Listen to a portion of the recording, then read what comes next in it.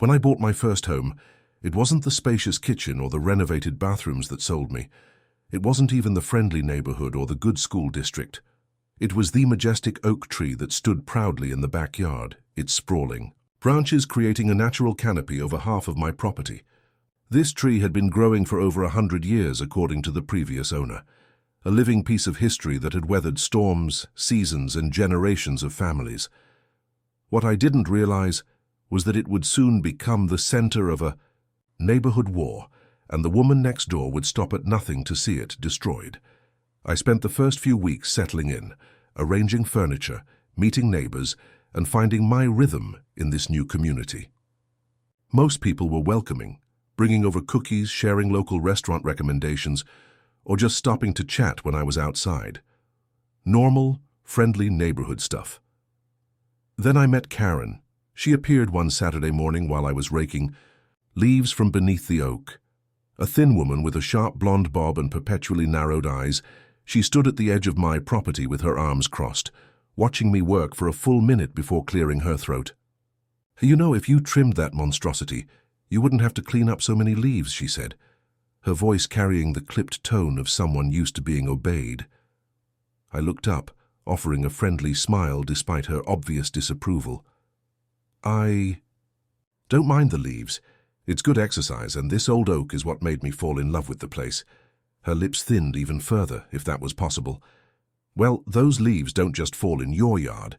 They blow into the entire neighborhood, and it creates an unsightly mess for everyone else." I leaned on my rake, trying to maintain my neighborly demeanor. "I'm happy to help clean up anywhere my tree's leaves fall. Just let me know." "That's not the point," she snapped. "This is a well-maintained community with standards. That tree is simply too large and disruptive to fit our neighborhood aesthetic." I blinked, genuinely confused. "It's been here longer than any of the houses." "I'd say the neighborhood aesthetic was built around it." She didn't appreciate that logic. With a huff, she introduced herself. "I'm Karen Mitchell, president of the Oakwood Estates Homeowners Association. You should have received our community guidelines when you moved in. The HOA welcome packet, right?" I vaguely remembered seeing a folder of papers at closing that I'd set aside to read later. Apparently later had arrived sooner than expected. "I'll take a look," I promised, hoping that would end the conversation. "See that you do." Section 7.3 specifically addresses vegetation management and neighborhood cohesion. With that parting statement, she turned and walked away, leaving me standing alone with my rake and a growing sense of unease. That night, I dug out the HOA packet and flipped to Section 7.3. The language was vague at best. All trees and shrubs must be maintained in a manner consistent with neighborhood standards and aesthetic harmony as determined by the board. Nothing specific about size limitations or leaf control. I dismissed Karen's comments as the overzealous reaction of a neighborhood busybody and went about my life. The tree's autumn colors were spectacular that year, painting my backyard in warm hues of amber and crimson. I posted photos online, receiving dozens of comments about how lucky I was to have such a beautiful natural feature on my property. But Karen wasn't done, not by a long shot. 3 days later, I found a typed note in my mailbox. "First courtesy notice. Your oak tree requires immediate pruning to meet HOA standards. Failure to comply within 14 days will result in a formal citation and possible fines." I crumpled the note, irritation replacing my initial politeness. The tree was healthy, magnificent, and most importantly, entirely on my property, according to the survey I'd received during my home purchase. The next day, another note appeared, this time taped directly to my front door. Second notice. Multiple. Complaints have been filed regarding your unmanaged vegetation. A committee inspection is scheduled for this weekend. Multiple complaints? I doubted that. I'd met most of my immediate neighbors, and no one else had mentioned any issues with the tree. In fact, Mrs. Reynolds next door had specifically commented on how much she loved the shade it provided for her garden in the afternoon. I decided to take a proactive approach. After work the following day, I knocked on a few doors, casually asking if anyone had concerns about my oak tree. The responses confirmed my suspicions. No one else cared. Several neighbors even expressed admiration for the tree, calling it a neighborhood landmark. Don't let Karen bully you about that tree, Mrs. Reynolds warned as she watered her flowers. She tried to make us remove our birdbath last year because it was non-standard ornamentation. She moved on to someone else. Ignored her. I hoped the same strategy would work for me, but when I returned home from work on Friday, I found Karen in my front yard with a tape measure and a camera, documenting my oak tree from various angles.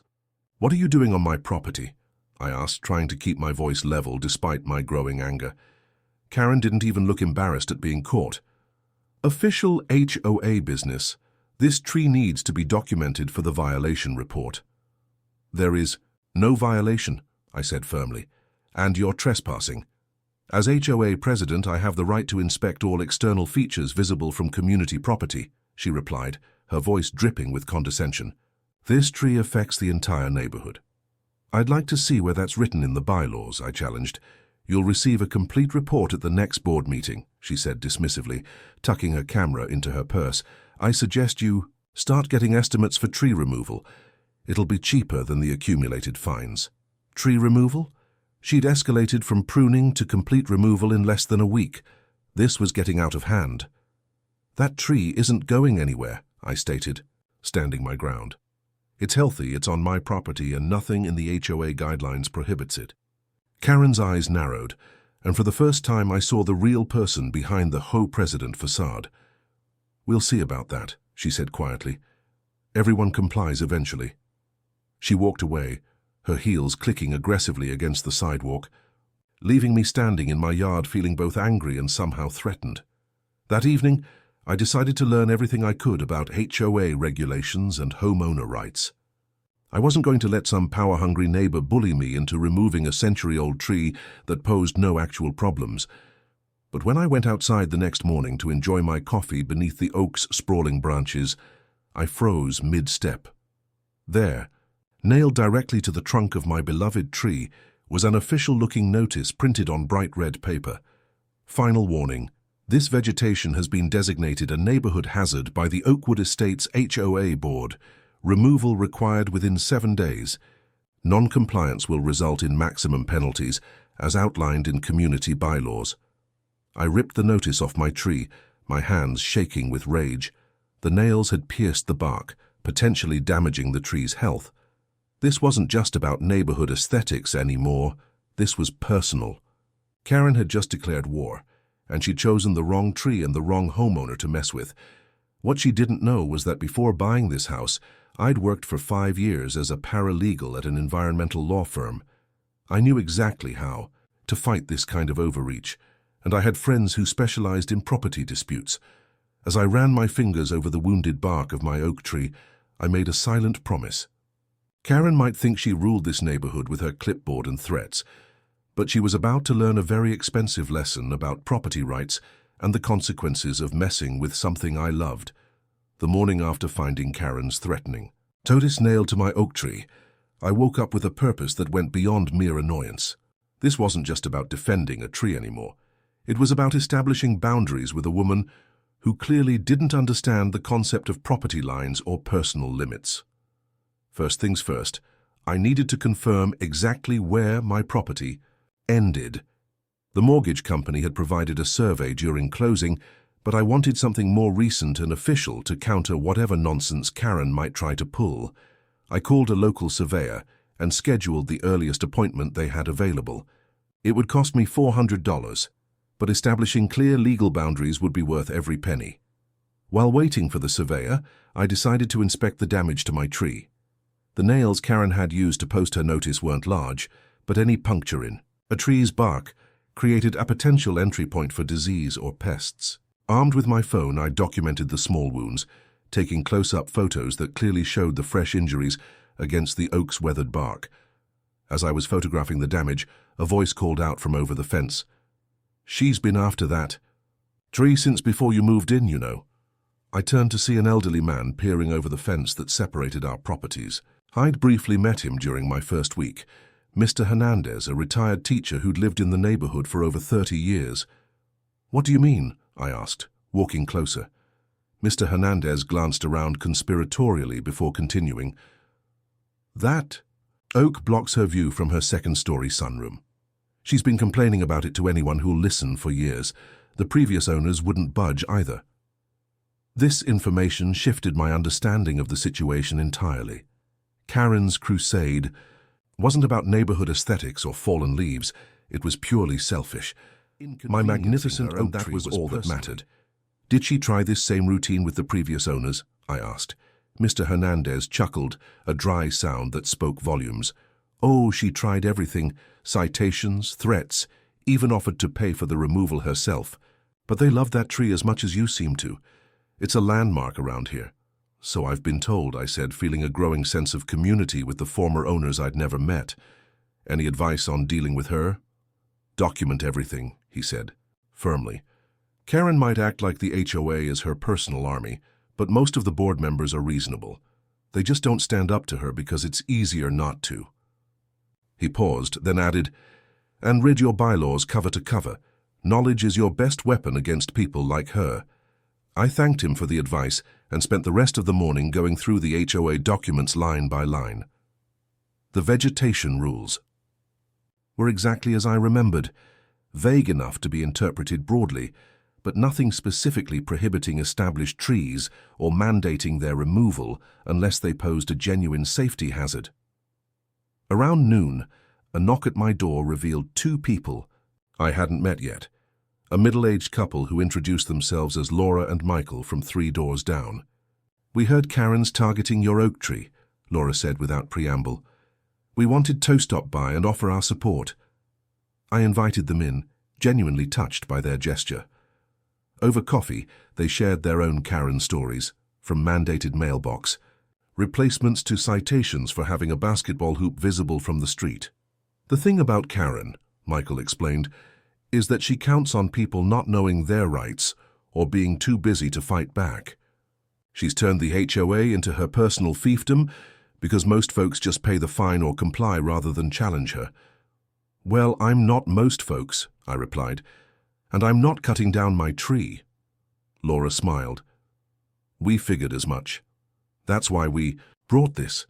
She slid a folder across the table. Inside was a copy of the original neighborhood plat from when the subdivision was first developed 30 years ago. See this notation? She pointed to a mark exactly where my property sat. Your oak was specifically designated as a heritage tree to be preserved when they built these homes. The developer actually designed the lot lines to accommodate it. This was gold. Not only was my tree entirely on my property, but it had legal protection dating back to the neighborhood's founding. I could hardly believe my luck. How did you get this? I asked, amazed at their thoroughness. Michael works for the county records office, Laura explained.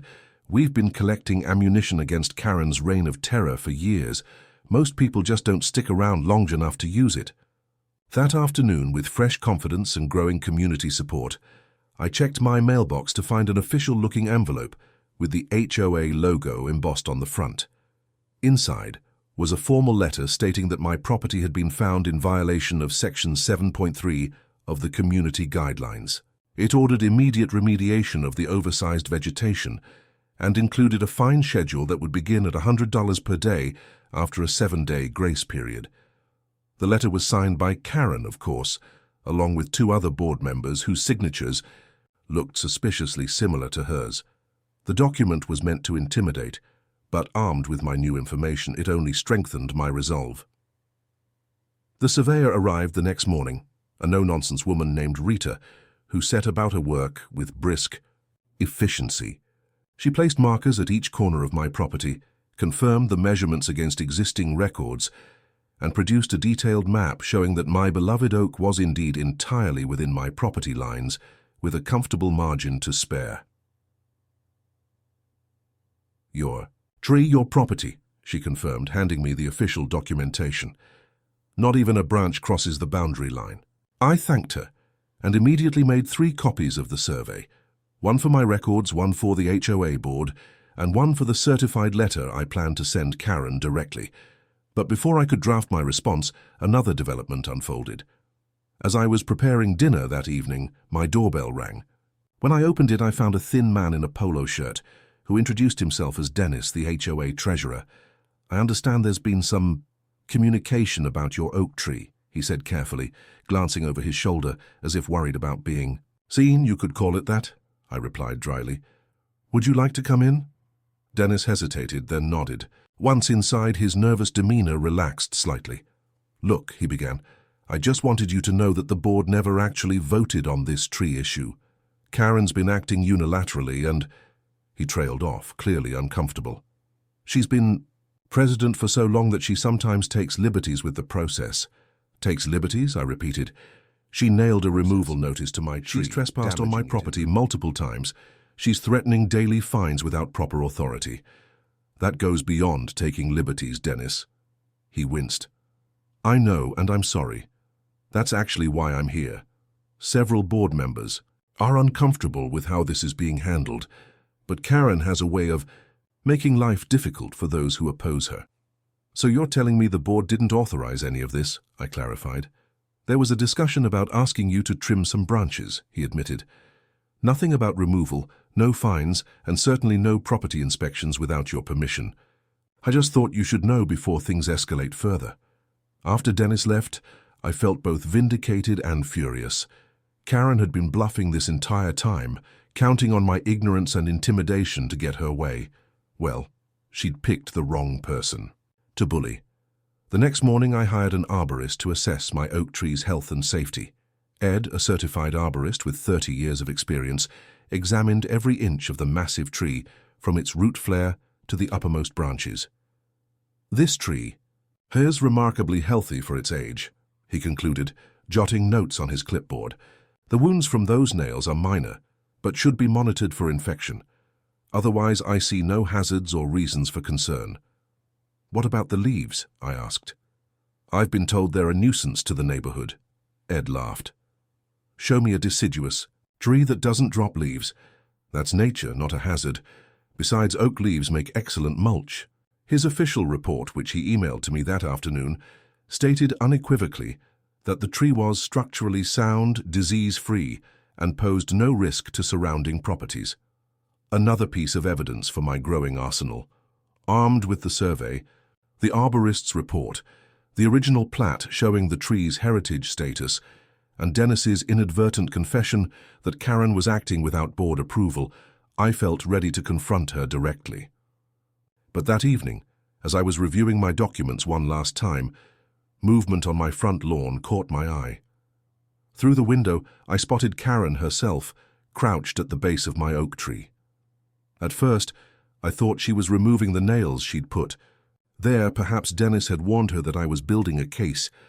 But as I moved closer to the window, I realized with horror that she wasn't removing anything.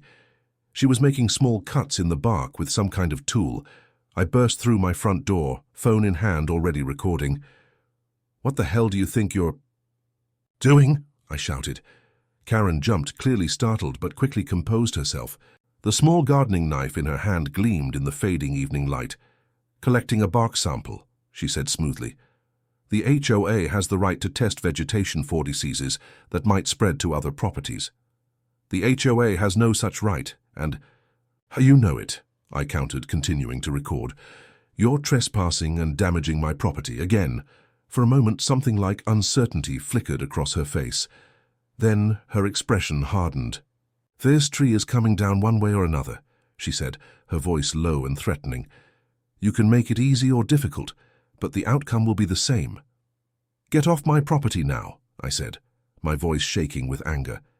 Any further communication can go through my lawyer. Karen's eyes widened slightly at the mention of a lawyer, but she quickly masked her surprise. You'll regret this, she said, pocketing her knife and straightening her jacket. Noon defies the HOA and wins. We'll see about that, I replied, continuing to record as she walked away. When she was gone, I examined the fresh cuts she'd made in my tree's bark.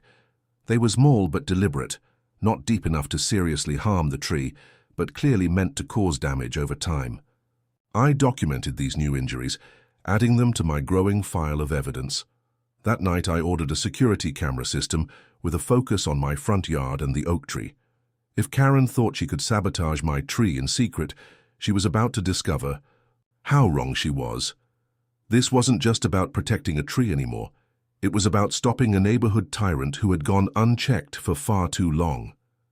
As I placed the order for the cameras, I remembered what Mr. Hernandez had said. Document everything. Karen had been getting away with her tactics because no one had bothered to build a proper case against her. That was about to change. The boundary. Lines were now clearly drawn, not just around my property, but between right and wrong, and I was more than ready to defend both. The security cameras arrived 2 days later, a comprehensive system with 4 weatherproof HD cameras that could capture both daytime footage and night vision recording. I spent the entire evening installing them, strategically positioning each one to cover every angle of my oak tree and the surrounding property. One camera pointed directly at the tree trunk, another monitored the front yard approach, and the fourth overlooked the entire property from the eaves of my house. If Karen or anyone else came near my tree again, I'd have crystal clear video evidence. After connecting the system to my home network, I downloaded the monitoring app on my phone, giving me the ability to check the feeds from anywhere. That night, I watched real-time footage of my oak tree swaying gently in the evening breeze, its massive branches casting moon shadow patterns across my lawn. For the first time since moving in, I felt like I could relax, at least a little. My relief was short-lived. The next morning, a notification pinged on my phone while I was in the middle of a work meeting. Someone was at my tree. I excused myself and quickly checked the live feed to see a man in a polo shirt with an official-looking clipboard circling my oak, taking notes and snapping photos. He wasn't Karen, but the HOA logo on his shirt made his affiliation clear. I texted, "My neighbor, Laura. There's an HOA inspector at my tree right now. Is this normal?" Her response came quickly. "Not without 48 hours written notice. They're trying to intimidate you." When I got home that evening, another envelope waited in my mailbox.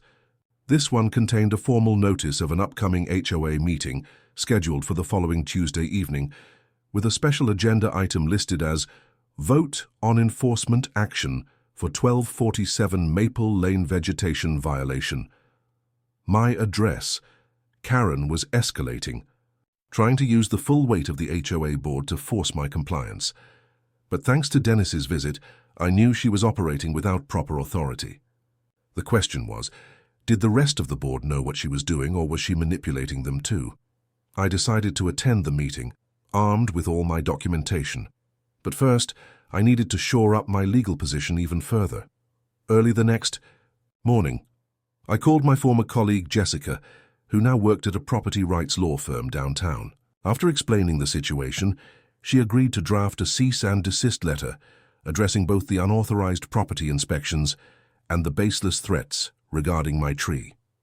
"This is classic HOA overreach," Jessica said. "They count on homeowners not knowing their rights or being too intimidated to fight back. The good news is that in this state, heritage trees have special protections, and HOAs cannot force the removal of established trees unless they pose an imminent safety hazard."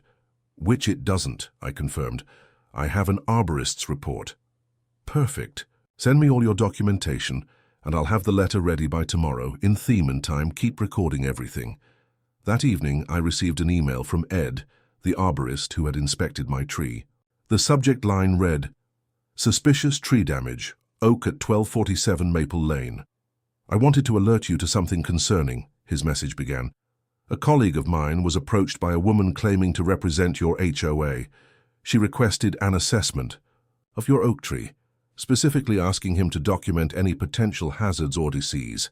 When he inspected the tree and found it to be healthy, she became agitated and asked if he could emphasize potential future risks in his report. He refused and contacted me since he knew I had recently assessed the same tree. This seems like an attempt to obtain a biased evaluation to support tree removal. Thought you should know." My blood boiled as I read Ed's message. Karen wasn't just being persistently annoying, she was actively trying to fabricate evidence against my tree. I forwarded the email to Jessica, adding it to our growing case file. The next day, Jessica's cease and desist letter arrived by email. It was masterfully crafted, citing specific state laws protecting heritage trees, property rights statutes limiting HO authority, and even including references to relevant court cases where homeowners had successfully fought back against overreaching associations. The letter demanded an immediate end to all unauthorized property inspections, retraction of all violation notices related to my tree, and a written acknowledgement that the tree was both legally protected and entirely within my property boundaries. Printed 3 copies, one to mail to Karen directly, one to present at the upcoming HOA meeting, and one to keep for my records. Before I could even get the letter in the mail, another notification pinged on my security app. This time it was Karen herself, standing at the base of my tree with another board member, pointing animatedly at the trunk and gesturing toward my house. I immediately began recording the footage, adding it to my evidence folder. That night I decided to do some reconnaissance of my own. Using the neighborhood directory that had been included in my welcome packet, I began calling other homeowners, introducing myself as the new resident at 1247 Maple Lane, and asking about their experiences with the HOA in general and the upcoming meeting in particular. Many residents had no idea about any vote concerning my tree. Those who did had received personal visits from Karen, who had apparently been going door to door with a petition claiming my oak tree was diseased and at risk of falling onto neighboring properties. She had been showing doctored photos that exaggerated the tree's proximity to property lines and highlighting out-of-context sections of the HOA bylaws to support her case. She showed me a picture where the tree looks like it's hanging right over her house, one neighbor told me, but I walk by your place every day with my dog and that's not at all what it looks like. Another resident admitted signing Karen's petition just to get her to leave. She wouldn't take no for an answer, he sighed, kept talking about property values and neighborhood aesthetics. Honestly, I just wanted her off my porch. By Sunday evening, I had spoken with 15 different homeowners. Only 3 genuinely supported Karen's position. The rest had either been misled or coerced into appearing to support it. Armed with this knowledge, I felt better prepared for Tuesday's meeting. Monday morning brought yet another escalation. A large, official-looking notice had been attached to my front door sometime during the night. Emergency action notice. The vegetation at 1247 Maple Lane has been designated an urgent safety hazard requiring immediate intervention.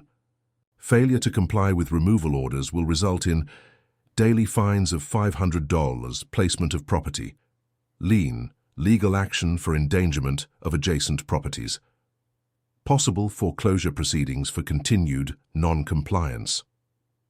The notice was printed on bright red paper with the HOA logo prominent at the top. It was signed by Karen as President and Safety Compliance Officer of the Oakwood Estates HOA. I immediately checked my security footage. Sure enough, at 11:42 p.m., Karen had crept up to my front door, envelope in hand, and taped the notice before quickly retreating to her car parked down the street. The covert nature of her late-night delivery only reinforced my conviction that she was operating outside official channels. I brought the notice to work and showed it to Jessica during our lunch meeting. "This is outrageous," she said, examining the document. "Daily fines of $500, foreclosure? She's making empty threats, she has. No authority to enforce. This goes beyond HOA overreach. It's verging on harassment and intimidation." "So what's my next move?" I asked. "Attend the meeting tomorrow night, present your evidence calmly, and serve the board with our cease and desist letter," Jessica advised. "Don't engage directly with Karen if you can avoid it. She wants to provoke an emotional reaction she can use against you." Jessica also suggested I bring copies of the arborist's report, survey results, and heritage tree documentation to distribute to all board members, ensuring they had the facts regardless of what Karen might claim during the meeting. That evening, I prepared my presentation, organizing my documents and rehearsing what he would say. As I worked, my security app alerted me to more activity near my tree. This time it was a small group including Karen, the man who had been inspecting the tree earlier, and an older gentleman I hadn't seen before. They were pointing at various parts of the tree, taking photos and making animated gestures. Karen's body language was aggressive, her finger jabbing repeatedly toward both the tree and my house. I recorded this visit as well, noting that it was now the 4th unauthorized entry onto my property in a single week. If nothing else, I had plenty of evidence of trespassing. Tuesday arrived, and with it came one final escalation before the evening's showdown. When I returned home from work, I found not one but 3 separate notices on my property. One taped to my front door, one attached to my mailbox, and one nailed directly to my oak tree again, this time with a larger nail driven deeper into the bark. All 3 notices contained the same message, printed in bold red letters. Final warning. Tree identified as hazardous must be removed within 24 hours. Emergency HOA action, authorized effective immediately following tonight's board vote. Non-compliance will trigger maximum enforcement penalties. It was a clear attempt to intimidate me before the meeting, to make me believe the outcome was already decided. But Karen had overplayed her hand. The notice itself proved she was acting without proper authority, as the board vote she referenced hadn't even taken place yet. I carefully removed the nail from my tree, documenting the new wound, and added the notices to my evidence file.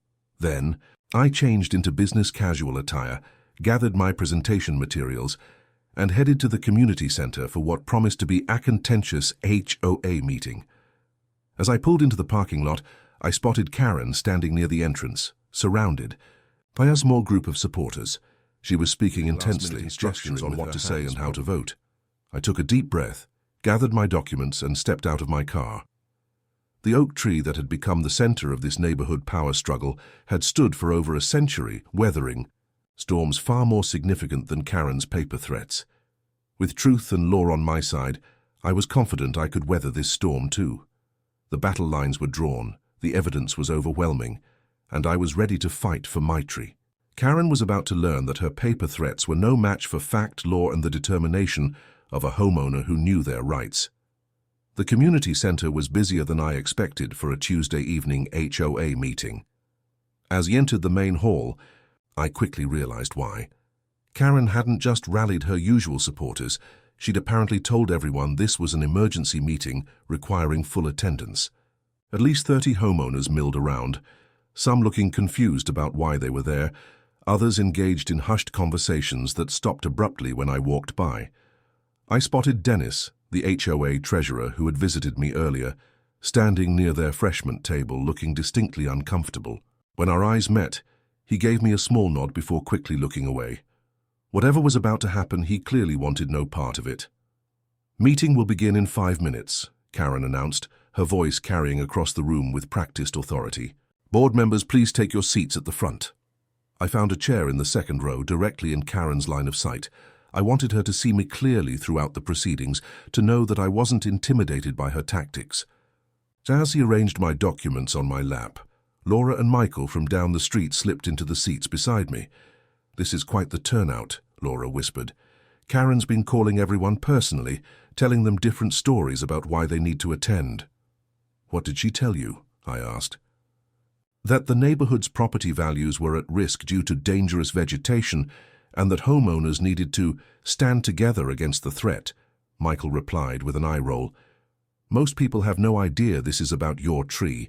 The meeting began with standard HOA business, approval of previous minutes, a treasurer's report, updates on community landscaping projects.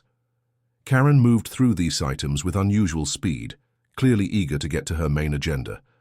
I noticed she kept glancing at her watch and toward the door, as if expecting someone.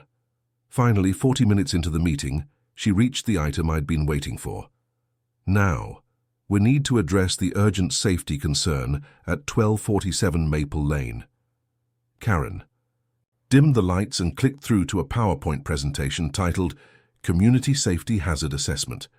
The first slide showed a magnified image of my oak tree withered circles, highlighting areas where branches had been trimmed in the past. "As you can see," Karen began, her voice taking on a grave tone, "the vegetation at 1247 has a history of instability and requires professional intervention. I fought to maintain my neutral expression. The photos were clearly manipulated, zoomed and cropped to make healthy pruning cuts look like structural damage." Karen continued through her presentation, showing more doctored images.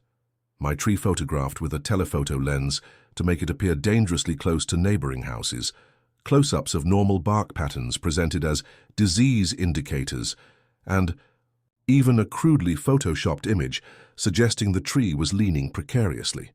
"Our experts have determined this tree poses an imminent threat to surrounding properties," Karen declared, clicking to a slide with a document I didn't recognize. "I've obtained a professional assessment confirming the hazard status." That caught my attention. I hadn't seen this document before in any of her previous notices. I squinted at the screen, trying to make out the letterhead, but Karen moved quickly to the next slide. "Based on this expert assessment and multiple homeowner complaints, the board proposes immediate enforcement action requiring removal within 24 hours, with non-compliance penalties of $500 per day." A murmur ran through the crowd. Even for those unfamiliar with HOA procedures, this seemed extreme. Karen pressed on, her voice rising with rehearsed urgency. "We'll now take a vote from board members, all in favor of emergency enforcement." "Point of order," I interrupted, standing with my folder of documents. Karen's eyes narrowed. "Homeowners may speak during the open comment section after the vote." "Actually," I countered, keeping my voice calm but firm, "according to the HOA bylaws, Article 4, Section 3, homeowners must be permitted to address alleged violations before any enforcement vote takes place." A hush fell over the room. I had clearly done my homework and everyone knew it. Karen's lips thinned into a tight line. "Fine, you have 2 minutes." I walked to the front of the room, plugging a USB drive into the projector. "I'd like to present some relevant information regarding my oak tree." My first slide appeared, the official survey clearly showing the tree was entirely on my property, with property lines highlighted in bold red. "As you can see, the oak tree at 1247 Maple Lane is completely within my property boundaries. According to state law and HOA regulations, trees fully contained on private property are under the homeowner's jurisdiction, not the HOA's." I clicked to the next slide, the arborist's report with key sections highlighted. As the meeting adjourned, I was approached by several board members who apologized for the situation, many admitting they'd been misled about the severity of the issue. Even more homeowners came up to express support, with several sharing their own stories of run-ins with Karen's arbitrary enforcement actions. I was gathering my materials when Dennis pulled me aside, speaking in a low voice. "You should know Karen scheduled another meeting for tomorrow night. She's calling it an executive emergency session. Only certain board members were invited." "Is that even allowed?" I asked. Dennis shook his head. "No, board meetings require notice to all members and must follow proper procedures. She's trying to hold a secret vote with just her supporters." "When and where?" I asked. 7 p.m. at her house." "But listen." Dennis glanced around nervously. "I didn't tell you this. She's been president for 8 years, and she has ways of making life difficult for people who cross her." "I understand," I assured him. "Thank you for the information." As I walked to my car, I spotted Karen in the parking lot, huddled with 3 other people, the same ones who had visited my tree the day before. Their animated conversation stopped abruptly when they noticed me. Karen's face was, "This is an assessment from Ed Thompson, a certified arborist with 30 years of experience. His report, dated just last week, confirms the tree is healthy, structurally sound, and poses no hazard to surrounding properties." Karen interrupted. "Our expert disagrees with that assessment." "Interesting, you should mention that," I replied smoothly, clicking to my next slide. A screenshot of the email from Ed describing Karen's attempt to obtain a biased evaluation. I received this email from Mr. Thompson, explaining that someone from the HOA approached another arborist, attempting to pressure him into falsely claiming the tree was hazardous. When he refused, she became hostile. Whispers rippled through the audience. Karen's face flushed red. "Furthermore," I continued, clicking to the original neighborhood plat, "this tree was designated as a heritage specimen when the neighborhood was developed. It's specifically protected in the original community plan, which is legally binding on the HOA." I moved methodically through my evidence. The security camera footage showing Karen's unauthorized property inspections, photos documenting the damage she'd inflicted on my tree, the contradictory and escalating notices she'd posted without board approval.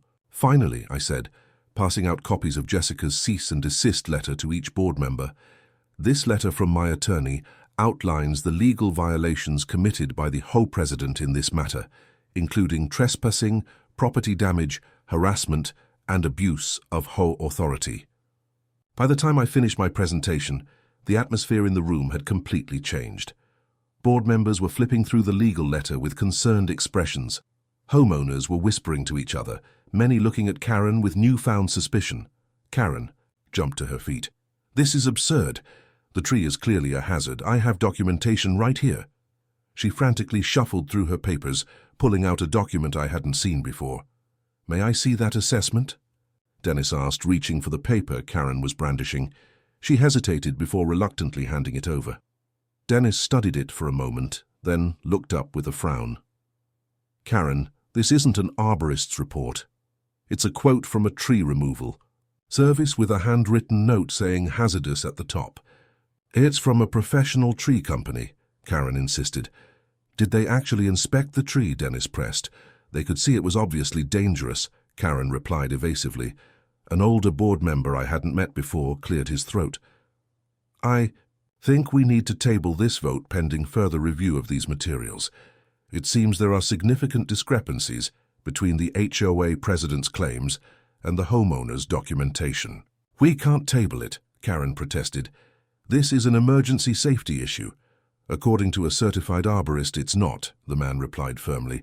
"As safety committee chair, I'm not comfortable proceeding with enforcement based on the contradictory information presented." Karen looked around desperately, seemingly realizing she was losing control of the narrative. "Fine. We'll reconvene next week after everyone has reviewed her body language tense and agitated. For the first time I realized this wasn't just about a tree blocking her view. Karen's entire identity was wrapped up in her role as HOA president, in her power to control her neighbors and bend the community to her will. My refusal to comply wasn't just an inconvenience. It was a direct challenge to her authority, a threat to the control she'd maintained for 8 years.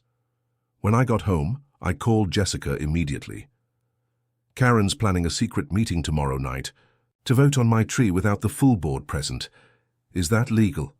"Absolutely not," Jessica replied firmly. "HOA boards must follow proper notice requirements and voting procedures. A secret meeting with selective attendance violates both state law and your HOA's own bylaws." "So what can I do?" "Document it," Jessica advised. "If possible, get evidence the meeting is taking place. We can use it to invalidate any decisions they make and potentially file a complaint against board members who participate." That night, I could barely sleep, my mind racing with strategies for exposing Karen's secret meeting. By morning, I had a plan. It was time to turn Karen's surveillance tactics back on her. The piercing whine of a chainsaw ripped me from sleep just after 7:30 a.m. For a moment, I lay disoriented, my mind struggling to identify the harsh mechanical sound echoing through my bedroom. Then it hit me, a chainsaw close by, too close. My stomach dropped as realization dawned. My tree. I lunged out of bed, still wearing the t-shirt and shorts I'd slept in, and sprinted toward my front door.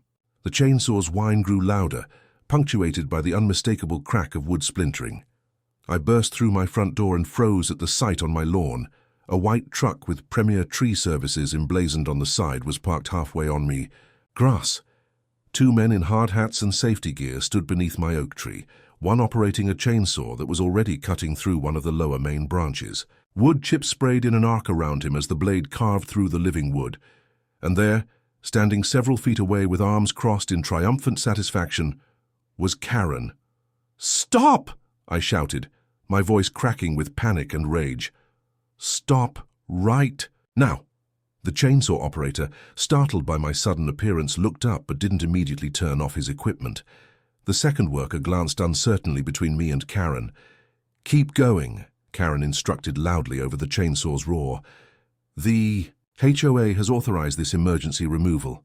I ran toward them, my bare feet slipping on the morning dew-covered grass. "Turn that off now! This is my property, and you have no permission to be here." The worker hesitated, clearly confused by the conflicting directions. His partner finally reached over and tapped his shoulder, signaling him to pause. The chainsaw's whine died down, leaving a ringing silence broken only by my heavy breathing. Ma'am told us the HOA approved an emergency removal, the first worker explained, gesturing toward Karen. Said it was a hazard that needed immediate attention. She lied to you, I said firmly, trying to control my shaking voice. This tree is on my private property. There is no HOA approval. What you're doing is illegal trespassing and property damage. Karen stepped forward, her face a mask of practiced authority. As HOA president, I have emergency authorization to address immediate safety hazards. The board voted last night. The board did no such thing, I cut her off. The vote was tabled pending review, and you know it. The tree service workers exchanged uncomfortable glances. The situation was clearly not what they'd been told. Look, we don't want any trouble, the second worker said. Do you have documentation for this job? He asked Karen. Karen produced a document from her purse with flourish. Right here, emergency authorization signed by board members. I stepped closer, not caring that I was still in my pajamas or that neighbors were beginning to emerge from their homes, attracted by the commotion. Let me see that. Karen reluctantly handed over the paper. It was indeed an emergency work authorization form with the HOA letterhead, apparently authorizing the removal of a dangerous tree at my address. It bore 3 signatures at the bottom, including Karen's distinctive scrawl. This is fraudulent, I stated, my lawyer's training kicking in as I examined the document. This form references a vote that never happened, and these other signatures, I looked more closely. These aren't even the signatures of current board members. Karen's face flushed. The board delegated emergency authority to the executive committee. That's not how it works, and you know it, I replied, pulling out my phone. I'm calling the police right now to report trespassing and attempted property destruction. As I dialed, Karen's composure finally cracked. This is ridiculous. That tree is a menace, and the HOA has every right private property without permission or proper legal authorization. I interrupted, phone to my ear. Yes, hello? I need to report trespassers currently on my property attempting to cut down my tree without permission. While I spoke with the dispatcher, the tree service workers began packing up their equipment, clearly wanting no part of this dispute. Wait, Karen shouted at them. You can't leave. I've paid for this service. Sorry, ma'am, the lead worker said, shaking his head. We don't get involved in property disputes. If there's any question about authorization, we can't proceed. Karen's face contorted with rage. I'll report you to your management. I'll sue your company. You can't just walk away from a contracted job. The worker remained calm, handing Karen a business card. You can contact our office for our fund, but we don't cut trees without clear legal authorization. By now, a small crowd of neighbors had gathered on the sidewalk, watching the drama unfold with undisguised interest. I spotted Laura and Michael among them, both still in bathrobes, along with Mr. Hernandez and several others I recognized from the HO meeting. Police are on their way, I announced, ending my call. I suggest everyone stay put until they arrive. Karen turned to address the gathering crowd. This is HOA business. There's nothing to see here. But no one moved. If anything, more neighbors appeared, drawn by the commotion and their sight of their HOA president losing control of a situation. 15 minutes later, 2 police cruisers pulled up in front of my house. To my surprise, one of the officers was the same man who had responded to Karen's previous complaint about my tree. Officer Reynolds, I greeted him, relief flooding through me. Thank you for coming. He nodded, a flicker of recognition in his eyes. Seems we have a situation here. Can you explain what happened? I gave him a concise summary. I'd woken to find tree workers cutting my oak without permission, directed by the HOA president, who had presented fraudulent authorization documents after failing to get legitimate approval. Officer Reynolds turned to Karen. Ma'am, do you have legal documentation authorizing you to enter this property and remove this tree? Karen thrust the same paper at him she'd shown me. Right here, emergency HOA authorization. The officer examined it carefully. This isn't a court order or any legally binding document that would allow you to enter private property against the owner's wishes. HOA regulations don't override property laws. But the tree is a hazard, Karen insisted, her voice rising. I have reports, expert assessments. Do you have an official declaration from the city that this tree presents an imminent danger? Officer Reynolds asked calmly. Karen faltered. Well, no, but then you have no legal authority to enter this property, or modify it in any way without the owner's consent, he stated firmly. The homeowner has asked you to leave. I suggest you comply immediately. Karen stood her ground, visibly seething. This isn't over. The HOA will take further action. Any further action needs to follow proper legal channels, Officer Reynolds advised her. That means court orders, not surprise 7 a.m. chainsaw visits. He turned to address the tree service workers who had remained by their truck. Gentlemen, did you have reason to believe you had proper authorization for this job? We were told it was an emergency HOA maintenance issue, the lead worker explained. We had no idea there was a dispute about it. Officer Reynolds nodded. I understand. In the future, for tree removals on residential property, I'd recommend confirming with the actual homeowner or verifying court orders if it's a disputed matter. The workers nodded apologetically in my direction before climbing into their truck. As they drove away, Karen remained standing on my lawn, apparently unwilling to concede defeat. Ma'am, Officer Reynolds addressed her directly, you need to leave this property now.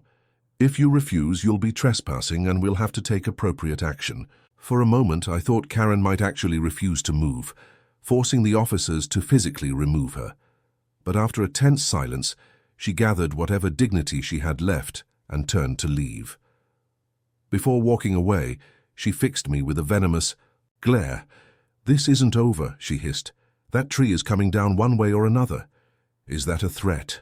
Officer Reynolds asked sharply. Karen's expression immediately shifted to one of injured innocence. Of course not, officer. Just stating a fact about an ongoing HOA matter. As Karen finally retreated across the street, the neighbors who had been watching began to disperse, many of them giving me supportive nods or thumbs-up gestures as they returned to their homes. Laura and Michael approached me while the officers took my statement. We got everything on video, Laura whispered, showing me her phone. From the moment they started in case you need it. I thanked her, feeling a wave of gratitude for neighbors who had quickly become allies. After taking my statement and examining the partially cut branch, Officer Reynolds pulled me aside. You might want to get a restraining order, he advised quietly. This level of persistence suggests this isn't just about a tree. Document everything, and don't hesitate to call if there are any further incidents. When the police finally left, I stood alone in my yard, surveying the damage. The chainsaw had cut about halfway through one of the lower main branches before being stopped. The wound was jagged and ugly, fresh sawdust still clinging to the exposed inner wood. My beautiful oak tree, which had stood for over a century weathering natural storms, now bore the scar of human pettiness. I called Ed, the arborist, immediately. Someone started cutting my tree, I explained, my voice still shaky. They didn't. Get far, but I need to know if the tree will be okay, and what I should do about the cut branch. Ed arrived within the hour, examining the damaged limb with professional concern. They picked one of the major structural branches, he noted, running his hand over the partial cut. If they'd completed the cut, it would have significantly altered the tree's balance and overall health. Can it be saved? I asked anxiously. Ed nodded. The cut isn't deep enough to require removal of the entire branch. We can clean up the wound, apply sealant to prevent disease, and the tree should heal over time. But, headed grimly, this was a deliberate attempt to damage the tree's structural integrity. Someone knew exactly which branch to target. I thought of Karen's calculated expression as she'd watched the workers. This hadn't been a random choice.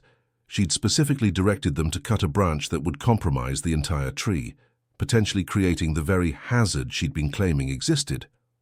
I'd like to document this professionally, Ed said, taking out his camera. In case you need expert testimony about the attempted damage, and I'd recommend we stabilize this branch today. If another storm comes through before we treat it, you could lose it entirely. While Ed worked on saving my tree, I went inside to call Jessica. The chainsaw attack had moved this beyond a simple HOA dispute. It was now criminal property damage and trespassing. Karen's actions had escalated to a level that required serious legal response. We need to file for an emergency injunction, Jessica said after I explained the morning's events. And a restraining order to keep her off your property. What she did crosses several legal lines. She mentioned something about a secret meeting last night, I said. Claimed the board voted for emergency removal. Could she have actually held that meeting? Even if she did, it would be procedurally invalid, Jessica assured me.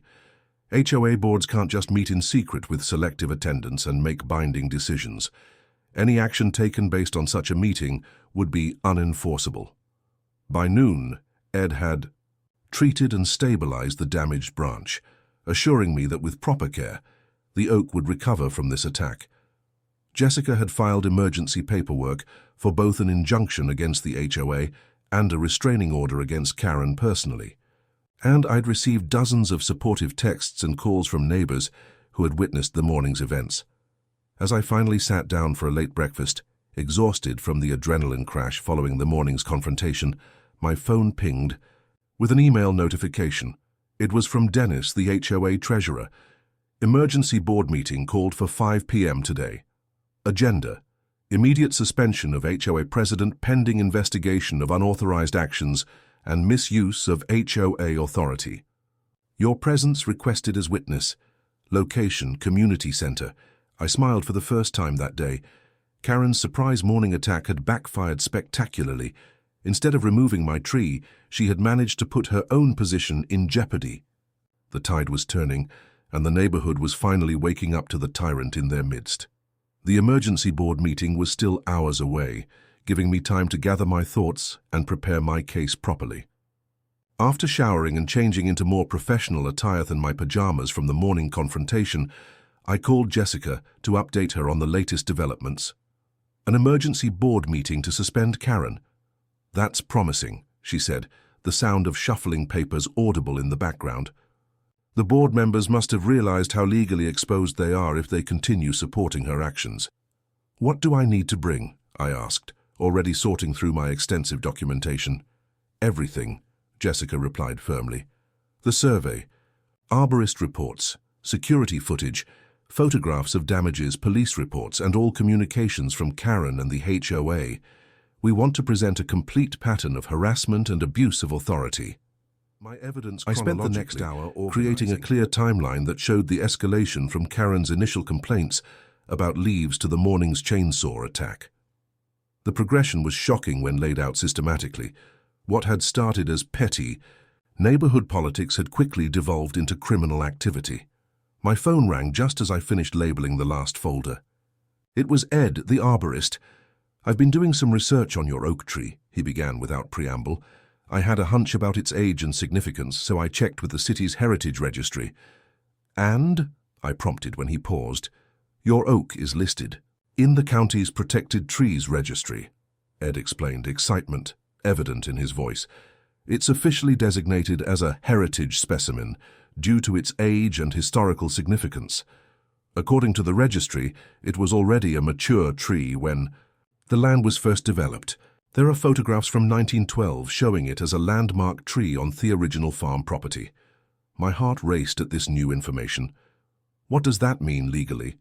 It means no one can remove or significantly alter it without special permits from the County Environmental Commission, permits that require extensive documentation proving the tree is hazardous and cannot be saved through other means. HOAs have absolutely no authority to order removal of registered heritage trees, regardless of their bylaws. This was exactly the kind of protection I needed. Can you send me the official documentation from the registry? Already on it, Ed replied. I'm also preparing a formal assessment of this morning's damage, including my professional opinion that the cut was strategically placed to weaken the tree's structure. Karen wasn't just trying to remove an inconvenience, she was attempting to create a genuine hazard. After ending the call with Ed, I phoned Officer Reynolds to request a copy of the morning's police report. To my surprise, he informed me that Karen had also filed a report against me, claiming I had threatened her during our confrontation. Don't worry, he assured me. We have body cam footage of the entire interaction. Her claim is clearly contradicted by the evidence, which actually shows her making what could be interpreted as threats toward your property. Is there anything else I should know before this emergency board meeting? I asked. Officer Reynolds hesitated before answering. This isn't the first complaint we've received about Karen. There's a pattern of neighborhood disputes involving her over the past few years. Nothing that reached criminal charges, but multiple calls about property boundary disputes, harassment, claims and even a restraining order from a former neighbor that was later dropped. This information wasn't directly relevant to my tree situation, but it did confirm that Karen's behavior with me wasn't an isolated incident. It was part of a long-standing pattern of neighborhood intimidation. At 3:30 p.m., Jessica arrived at my house to review our strategy for the meeting. She had brought the freshly printed emergency injunction paperwork, still warm from the courthouse printer. The judge granted the temporary emergency injunction, she announced triumphantly, handing me the official court document. Karen and the HOA are legally prohibited from entering your property or taking any action regarding your tree until a full hearing next week. What about the restraining order? I asked. Still pending, but the injunction accomplishes the same. Immediate goal. Keeping Karen away from your tree, Jessica explained. We'll serve her with the injunction at the meeting. Jessica had also brought something unexpected, a thick folder containing county regulations specific to heritage trees and property rights. I pulled every applicable statute and precedent, she explained, including 3 recent cases where homeowners successfully sued their HOAs for unauthorized tree removal. In one case, the homeowner was awarded triple damages for the assessed value of a historic oak, which in that case was appraised at $50,000. My eyes widened.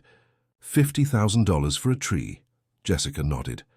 Heritage trees aren't just landscape features, they're irreplaceable living monuments with both environmental and historical value. Courts take their destruction very seriously. As we walked through my documentation one final time, my phone pinged with an email from Ed, containing the official Heritage Tree Registry listing for my oak, complete with historical photographs showing the tree as a landmark dating back over a century. The final piece of our legal puzzle had fallen into place. By 4:30 p.m. we were ready. I loaded my evidence folders, Jessica gathered her legal documents, and we headed to the community center together, arriving 15 minutes before the scheduled emergency meeting. The parking lot was already filling up, with far more cars than had been present at the previous night's regular HOA meeting. Word had clearly spread about the morning's chainsaw incident, to witness the promised confrontation. Inside, the meeting room had been arranged differently than the night before. The board members' table faced the audience directly, with a separate small table positioned to one side, presumably for witnesses like myself to present evidence.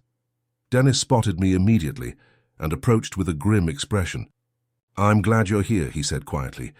"Things have gotten even more complicated. Karen is refusing to acknowledge the legitimacy of this emergency meeting. She claims that as president, she's the only one with authority to call special sessions." "That's not what your bylaws state," Jessica interjected, introducing herself as my attorney. Dennis nodded in agreement. "Exactly. Article 3, Section 7 clearly states that any 3 board members can call an emergency session with proper notification. We have 5 of the 7 board members here supporting this meeting." "Is Karen coming?" I asked. "She says she is," Dennis replied, "but not to participate, to observe the illegal proceeding, as she put it." As if summoned by our conversation, the community center doors swung open, and Karen entered with theatrical timing. She wasn't alone. A thin man in an ill-fitting suit trailed behind her, clutching a worn briefcase.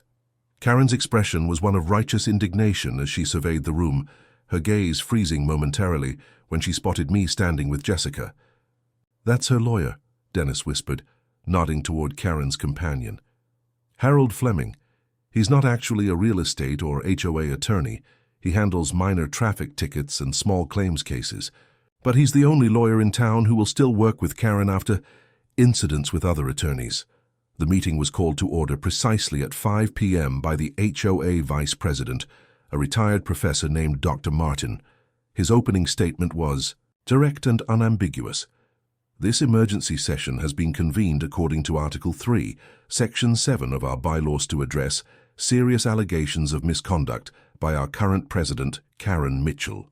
These specific charges include unauthorized use of HOA authority, falsification of board documents, harassment of a homeowner, and orchestrating property damage without proper authorization. Karen immediately stood up. I object to these proceedings. As president, I do not recognize the legitimacy of this meeting. Dr. Martin remained calm. Your objection is noted, Karen, but this meeting has been properly called with the required board member endorsement. You may observe or participate, but the meeting will proceed either way. Karen's lawyer tugged at her sleeve, whispering something that caused her to reluctantly take her seat, though her expression remained mutinous. Our first witness is the homeowner directly affected by this morning's incident, Dr. Martin continued, gesturing toward me. We'd like to hear your account of events. I approached the small table, setting down my organized folders of evidence. For the next 20 minutes, I presented a comprehensive timeline of events, from Karen's initial complaints about my tree through to the morning's attempted cutting. I supported each point with documentation, photographs, security footage, the arborist's reports, and finally, the Heritage Tree Registry confirmation. This oak tree isn't just a personal preference or landscape feature, I explained, displaying the historical photographs Ed had sent. It's a legally protected heritage specimen that predates this neighborhood by decades. According to county regulations, such trees cannot be removed without specialized permits that require exhaustive proof of hazardous conditions, which this tree does not have, according to multiple professional assessments. I concluded by presenting the emergency injunction Jessica had obtained earlier that day. A judge has already recognized the severity of this situation and granted legal protection for me tree pending a full hearing. I'm not asking the board to take sides based solely on my word. The court has already found sufficient evidence to issue this emergency order. When I finished, there was a moment of complete silence in the room. Karen's face had progressed through various shades of red during my presentation, and now she sat rigid with barely contained fury. Dr. Martin thanked me and then called Dennis to present the HOA's financial records related to the morning's tree-cutting attempt. Dennis nervously but methodically explained that Karen had issued an HOA check for $1,200 to Premier Tree Services without proper board approval or documentation. Our bylaws require 2 signatures for any expenditure over $500, Dennis explained.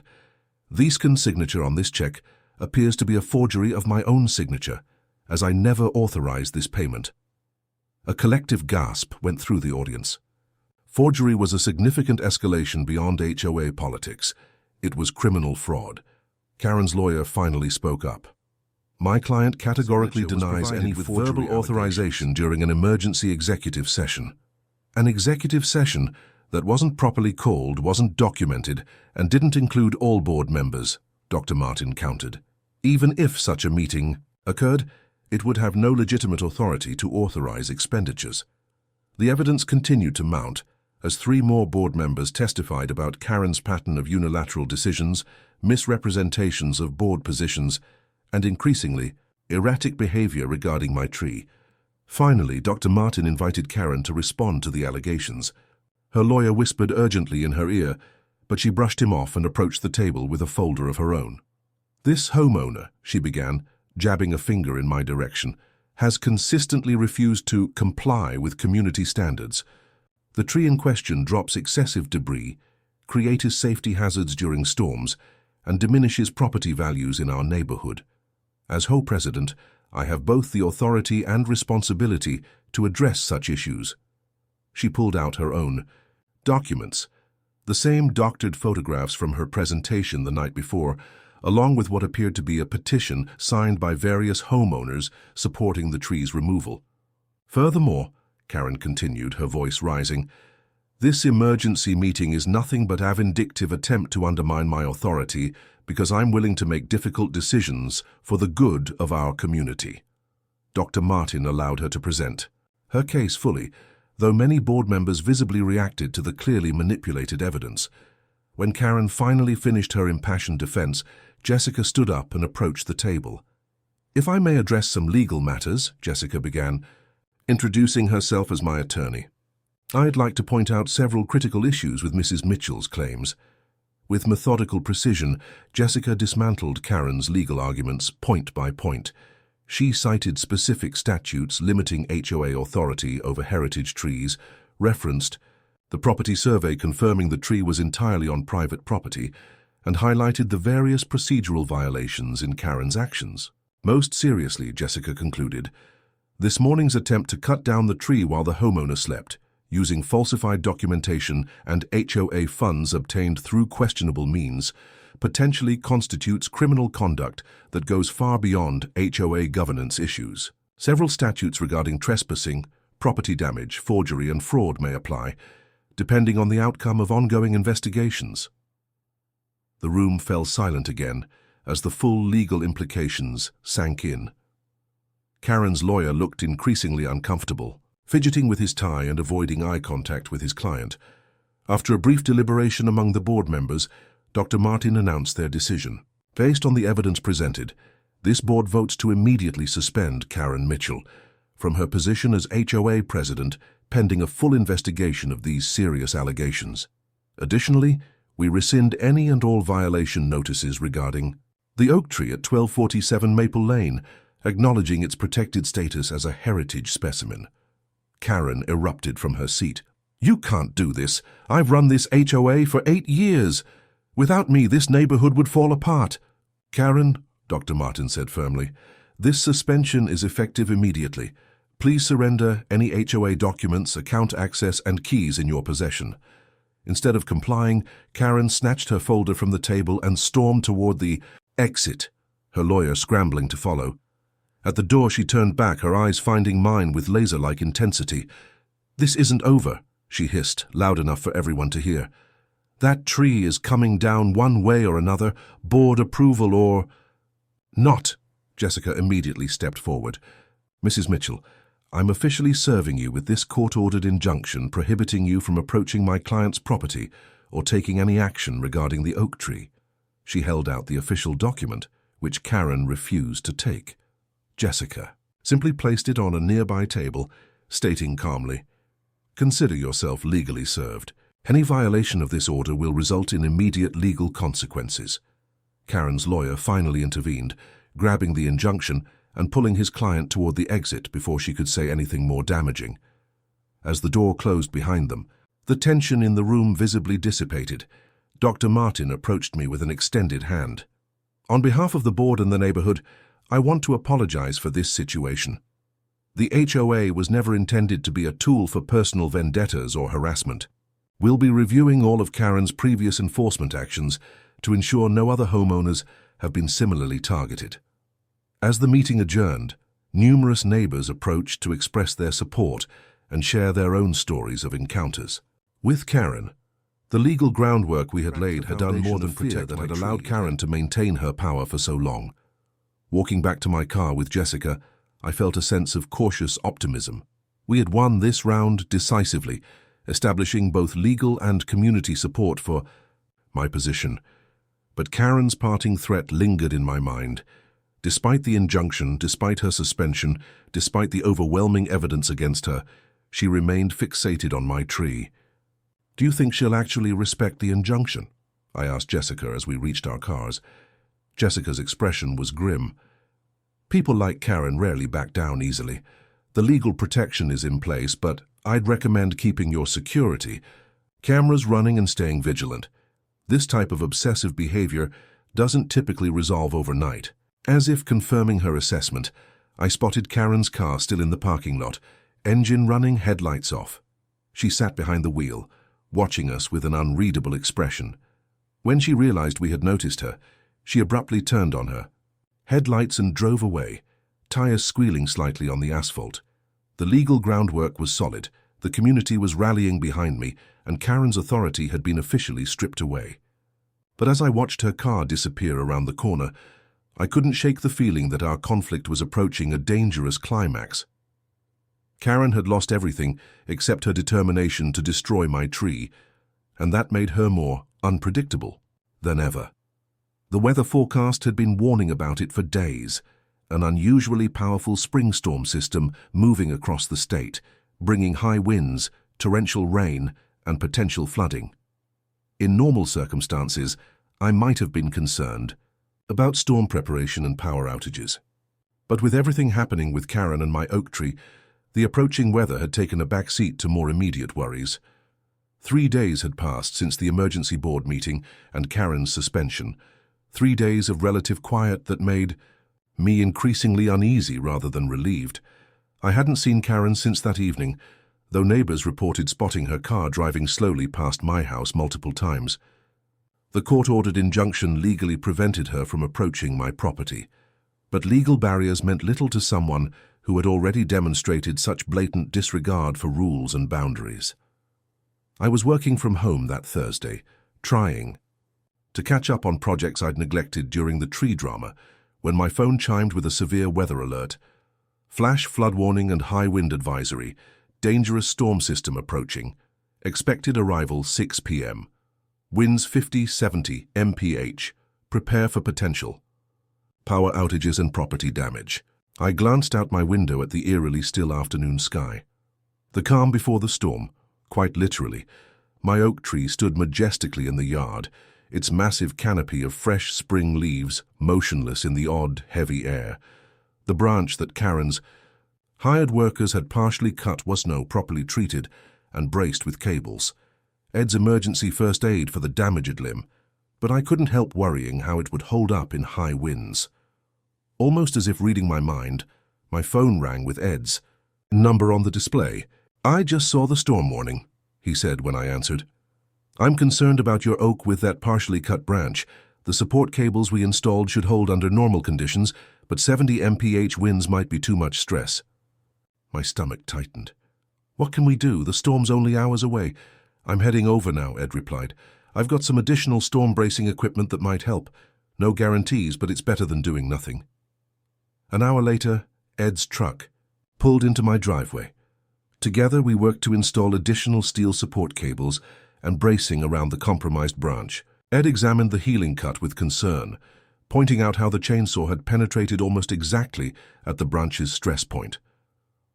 "This wasn't random," he said grimly, running his hand over the wound.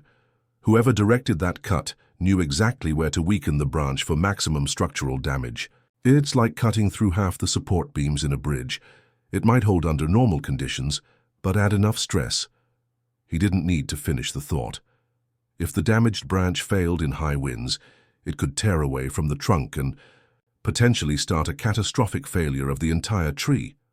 Karen's sabotage attempt might achieve its goal after all, with the storm doing the work she couldn't complete directly. As Ed packed up his equipment, dark clouds began rolling in from the west much earlier than the forecast had predicted. The wind was picking up too, rustling through the oak's leaves with increasing intensity. "Storms moving faster than expected," Ed observed, looking at the darkening sky. "These support cables are the best we can do on short notice. The trees survived hundreds of storms over its lifetime. Let's hope it can weather one more." Preparations. After Ed filling bathtubs with water, checking flashlights and batteries, securing loose items in the yard. But my thoughts kept returning to the oak tree and its vulnerable branch. The wind was gusting more strongly now, the massive canopy swaying visibly. I found myself standing at the window, watching anxiously, as the first raindrops began to spatter against the glass. My phone rang again. Jessica this time. "How are you holding up with the storm coming?" she asked. "Nervous," I admitted. "Ed came by to add more support to the damaged branch, but he's concerned about high winds." "That's actually why I'm calling," Jessica said, her voice becoming serious. "Dennis from the HOA board called me. He overheard Karen on her phone yesterday telling someone that nature would take care of the tree problem. He thought it might be nothing, but with this storm..." A chill ran through me. "You think she's expecting the damaged branch to fail in the storm?" "I think she's counting on it," Jessica replied grimly. "Dennis said she seemed almost excited about the weather forecast. It might be worth warning her about the tree's condition, creating a paper trail showing you tried to alert her to potential danger." Jessica's suggestion made sense from a legal standpoint. If the damaged branch did fail and cause property damage, having documentation that I'd warned Karen would strengthen my position that her actions, not my tree, were the cause. Rain was coming down harder now, drumming against the roof as I composed a carefully worded text message to Karen. The arborist. He is concerned that the branch your workers partially cut could fail in today's storm due to structural compromise. If it's directly facing your property, please take precautions and stay away from that side of your house during high winds. I included Ed's official assessment as an attachment and hit send, watching as the message was delivered and then read almost immediately. No reply came. By 5 p.m., an hour earlier than predicted, the storm hit with full force. Rain lashed horizontally against the windows, driven by powerful wind gusts that made the entire house creak and groan. Through the sheets of water, cascading down my windows, I could see my oak tree thrashing in the gale, its mighty branches whipping back and forth in a frenzied dance. Thaidmage branch was visibly straining against its support cables, flexing dangerously with each powerful gust. The sky darkened to an ominous charcoal grey, forcing me to turn on lights despite the early hour. Just as I flipped the switch, a brilliant flash of lightning split the sky, followed almost instantly by a deafening crack of thunder that rattled the windows. The power flickered once, twice, then stabilized. Through a gap in the curtains of rain, I caught a glimpse of something that made my blood run cold. Karen was standing in her backyard, directly in the area threatened by the damaged branch, staring up at my thrashing oak tree. Despite the dangerous conditions, despite my explicit warning, she had positioned herself precisely where she would have a front-row view if the branch failed. It was madness. The wind was easily gusting to 60 mph. Debris was flying through the air and lightning was striking dangerously close. No sane person would be outside in these conditions unless they had a specific reason, a reason like documenting a tree failure she'd deliberately engineered. I grabbed my phone to call the police, but the call failed to connect. The storm had likely taken down cell towers in the area. I tried my landline next, but it was dead as well. Just then, another lightning flash illuminated the scene, and I saw that Karen had set up a tripod with what looked like a video camera, aimed directly at my tree. She was methodically documenting the scene, waiting for the failure she believed was inevitable. Without thinking about the danger, I threw on a raincoat and headed for my front door. I had to warn her. Regardless of our conflict, I couldn't stand by and watch her risk her life for the sake of winning our dispute. As I stepped onto my porch, the full force of the storm hit me like a physical blow. The wind nearly knocked me off my feet, and the rain felt like needles against my exposed skin. "Karen?" I shouted, but my voice was swallowed by the howling wind. "Get inside, it's not safe!" She either couldn't hear me or chose to ignore me, her attention fixed on the swaying oak and her recording equipment. I took a few steps down my driveway, still calling her name, when a terrible groaning sound cut through even the roar of the storm. I looked up in horror to see the damaged branch finally surrendering to the combined forces of the cut and the wind. The support cables Ed had installed were stretching to their limits as the massive limb began to tear away from the trunk. Wood fibers pulled apart in slow motion, exposing light-colored heartwood beneath the bark. The branch wasn't breaking cleanly. It was splitting along the grain, creating a jagged... "Karen, move now!" I screamed with every ounce of strength I possessed. This time she heard me, turning toward my voice with an expression of triumph rather than fear. She actually pointed at the failing branch as if to say, "See, I was right all along." What happened next seemed to unfold in terrible slow motion. A particularly violent gust hit the tree broadside, applying the final force needed to separate the weakened branch from the trunk. With a sound like a gunshot, the massive limb tore free, taking a portion of the trunk bark with it as it plummeted toward the ground, directly toward where Karen was standing with her camera. Karen's triumphant expression changed to horror as she finally processed the danger. She abandoned her camera and tripod, turning to run, but it was too late. The branch, easily weighing several hundred pounds and accelerated by the wind, crashed down with devastating force. I couldn't see the impact clearly through the rain, but I heard Karen's scream cut short as the massive limb slammed into her yard. For a moment, I stood frozen in disbelief. Then survival instinct kicked in, and I ran toward Karen's property, fighting against the wind and rain. As I reached her yard, another lightning flash revealed the scene clearly. The massive branch had missed Karen directly, but had crashed through her roof, creating a gaping hole in her second-story sunroom, the very room That had supposedly been blocked by my tree. The branch had acted like a battering ram, smashing through the gable end and collapsing part of the structure. Water was already pouring into the house through the breach. Karen herself lay on the ground several feet away, apparently knocked down by the impact but not directly hit. She was moving, attempting to stand, which meant she was alive at least. "Don't move," I shouted, reaching her side. "You might be injured." Karen looked up at me with an expression of pure hatred. "You did this!" She screamed over the storm's roar. "You and your monster tree! Look what you've done to my house!" The accusation was so absurd, so completely divorced from reality, that I couldn't even form a response.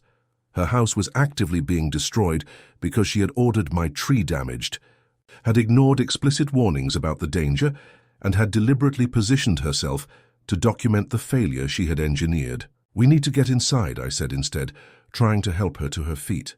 "The rest of the roof could collapse." She shook off my hand violently. "Don't touch me. This is all the evidence I need. The HOA will have to listen now."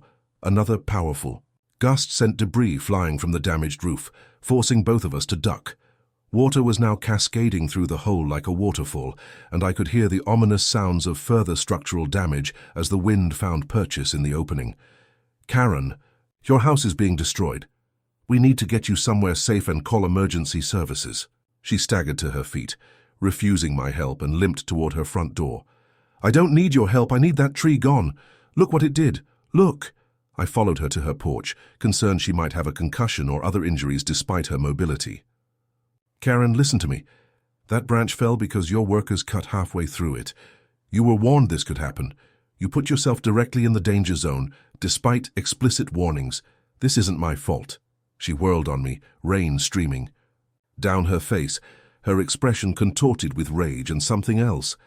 Perhaps the first glimmer of realization that she had engineered her own disaster. "Get off my property," she snarled, fumbling with her keys. "I'm calling the police, my insurance company, and my lawyer. That tree is coming down tonight, even if I have to cut it down myself." "The branch fell because you had it cut," I repeated, desperate to break through her denial. "Your actions caused this damage, not my tree." Karen finally got her door open and stumbled inside, slamming it in my face without another word. Through the window, I saw her immediately reaching for her phone, her hands shaking, with either cold or rage or both. I retreated to my own house, soaked to the skin despite my raincoat. The storm continued torrage, but my oak tree, despite losing a significant branch, was still standing. The structural damage was contained to the area Karen's workers had cut. The rest of the tree's massive canopy was weathering the storm as it had for 100 years. Inside, I immediately called 911, finally getting through after several attempts. I reported the structural damage to Karen's house and her possible injuries, emphasizing that emergency services were needed. Then I called Jessica, bringing her up to speed on the dramatic developments. "Document everything," Jessica instructed. "Take photos of the damage, the branch, and especially the cut that Karen's workers made. Once it's safe to go outside, get as much evidence as you can, showing that not because of any inherent weakness in the tree." From my window, I watched as Karen emerged from her house and returned to the damaged area, now with an umbrella and flashlight. She was taking her own photos, documenting the destruction from every angle. Even now, in the middle of a dangerous storm with her house actively flooding, her focus remained fixed on building a case against my tree. The wail of distant sirens gradually became audible over the storm's fury, drawing closer. By the minute, emergency services were on their way, but the worst damage had already been done. Karen's obsession had come full circle, with the very action she had taken to force my tree's removal now resulting in significant damage to her own property. As I waited for the authorities to arrive, watching Karen continue her frantic documentation despite the dangerous conditions, I reflected on the irony of the situation. She had been so fixated on removing my tree to improve her view that she had ended up with a very different kind of view altogether, straight through a gaping hole in her own roof. The storm raged on, but its metaphorical counterpart, Karen's war against my tree, had reached its climactic moment. The question now was whether this disaster would finally end her crusade or only intensify it. As lightning flashed again, illuminating Karen's determined figure still photographing the damage in the pouring rain, I feared I already knew the answer. The storm finally passed around midnight, leaving behind a landscape of scattered debris, flooded streets, and the occasional toppled tree throughout the neighborhood. By dawn, the rain had stopped completely, replaced by an almost mocking bright sunshine that illuminated the night's destruction with harsh clarity. I had barely slept, spending most of the night watching emergency services come and go from Karen's property. First responders had arrived shortly after my call, followed by fire trucks when electrical issues were detected in Karen's damaged home. Despite my concern about her possible injuries, Karen had refused medical transport, signing waivers, and insisting she was fine. Even from my window I could see her animatedly explaining to each new official that my tree was responsible for the damage, pointing repeatedly toward my property with dramatic gestures. As the first light of morning broke, I ventured outside to inspect my oak tree up close. The sight was both tragic and relieving. The massive branch that had fallen had indeed broken exactly where Karen's workers had cut it. The jagged wound in the trunk showed the clear line where the chainsaw had penetrated, creating a perfect failure point that couldn't have been more precisely engineered if it had been planned, which of course it had been. Following Jessica's advice, I methodically photographed everything: the remaining cut on the trunk, the path of destruction, the support cables that had ultimately failed under the extreme storm conditions. I took close-ups of the cut itself, clearly showing that the wood had splintered from that exact point rather than breaking elsewhere along the branch. Ed arrived just after 7 a.m., grim-faced as he surveyed the damage.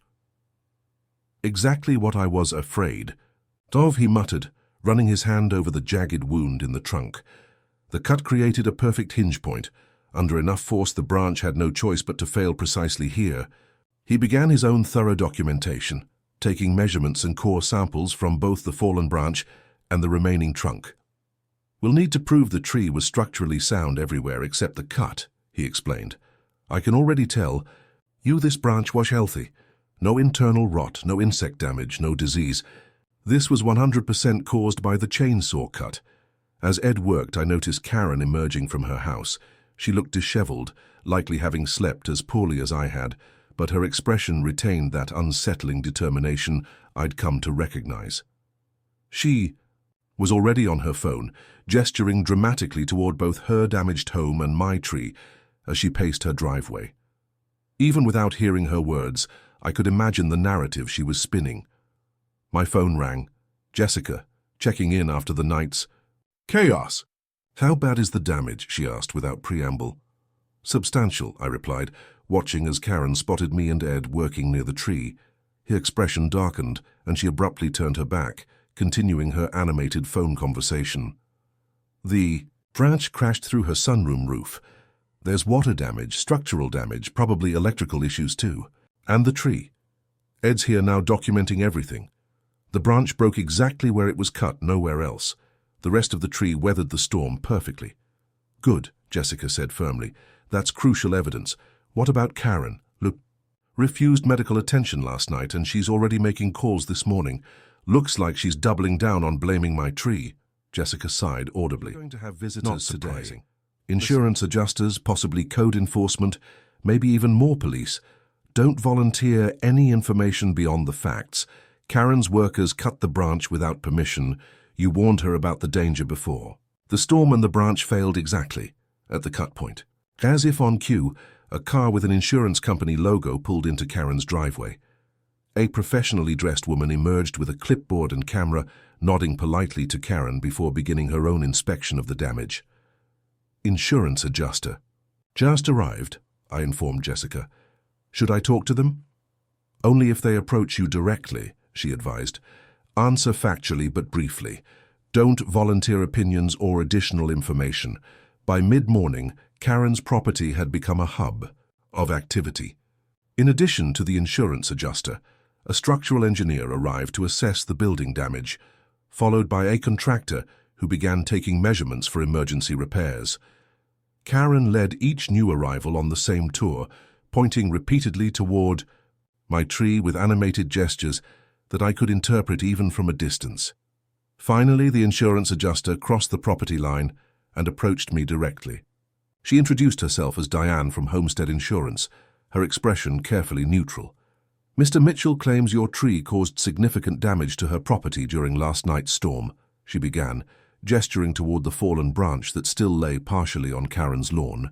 That's not entirely accurate, I replied, choosing my words carefully as Jessica had advised. The branch that fell was intentionally damaged by workers Karen hired without my permission 3 days ago.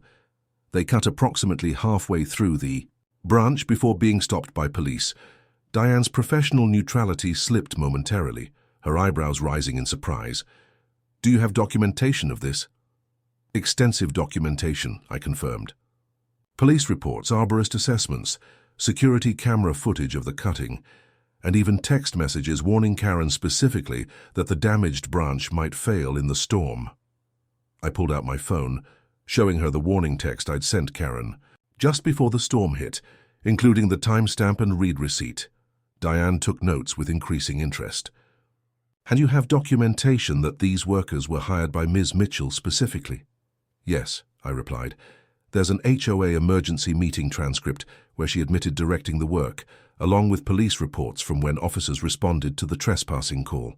I'd like copies of all this documentation, Diane said, her tone shifting subtly. It's relevant to her assessment of the claim. I agreed to email her everything, adding, you should also know that this tree is registered ASA heritage specimen with the county. It's legally protected, and Karen was aware of this status when she ordered the cutting. Ed, who had been quietly working nearby, approached with his preliminary findings. With my permission, he explained to Diane how the branch had failed precisely at the cut point, showing her the clear evidence that the chainsaw damage, not any inherent weakness or disease, had caused the failure. Diane listened intently, taking photographs of Ed's samples and measurements. This is unusual, she finally said, choosing her words carefully. I'll need to discuss this with our claims department. As Diane returned to Karen's property, I could see from Karen's increasingly agitated body language that the conversation wasn't going as she'd hoped. Karen's gestures became more animated, her voice occasionally rising enough for me to catch fragments like, absolutely ridiculous, and will not accept that. By early afternoon, the scene had grown even more crowded. A news van from the local station arrived, apparently alerted to the dramatic storm damage. Karen immediately approached the reporter, eager to share her version of events. I watched with growing concern as she gave an animated interview, repeatedly, pointing toward my tree with broad accusatory gestures. Jessica called again, this time with news. I just got off the phone with Homestead Insurance's legal department. They're seriously questioning Karen's claim based on the evidence you provided. Her policy has specific exclusions for damage resulting from illegal activities or intentional actions by the policyholder. Meaning what exactly? I asked, watching as the news crew now filmed B-roll footage of the damaged roof and fallen branch. Meaning they're considering denying her claim entirely, Jessica explained. If they determine the damage resulted directly from the illegal cutting she ordered, rather than from an act of God or tree negligence on your part, they won't cover the repairs. The implications of this were significant. Karen's home had sustained serious damage. Repairs would likely cost tens of thousands of dollars. If insurance refused to cover it, she would be personally responsible for the entire amount. Feeling an unexpected twinge of sympathy despite everything Karen had put me through. It's standard policy language, Jessica replied matter-of-factly. Insurance doesn't cover damages you cause through your own illegal actions. By ordering workers to damage your tree without permission, Karen effectively sabotaged her own coverage. As if on cue, I watched Diane, the insurance adjuster, hand Karen a document. Even from a distance, I could see the company's logo and bold text at the top. Karen scanned the paper, her expression morphing from expectation to disbelief to outrage.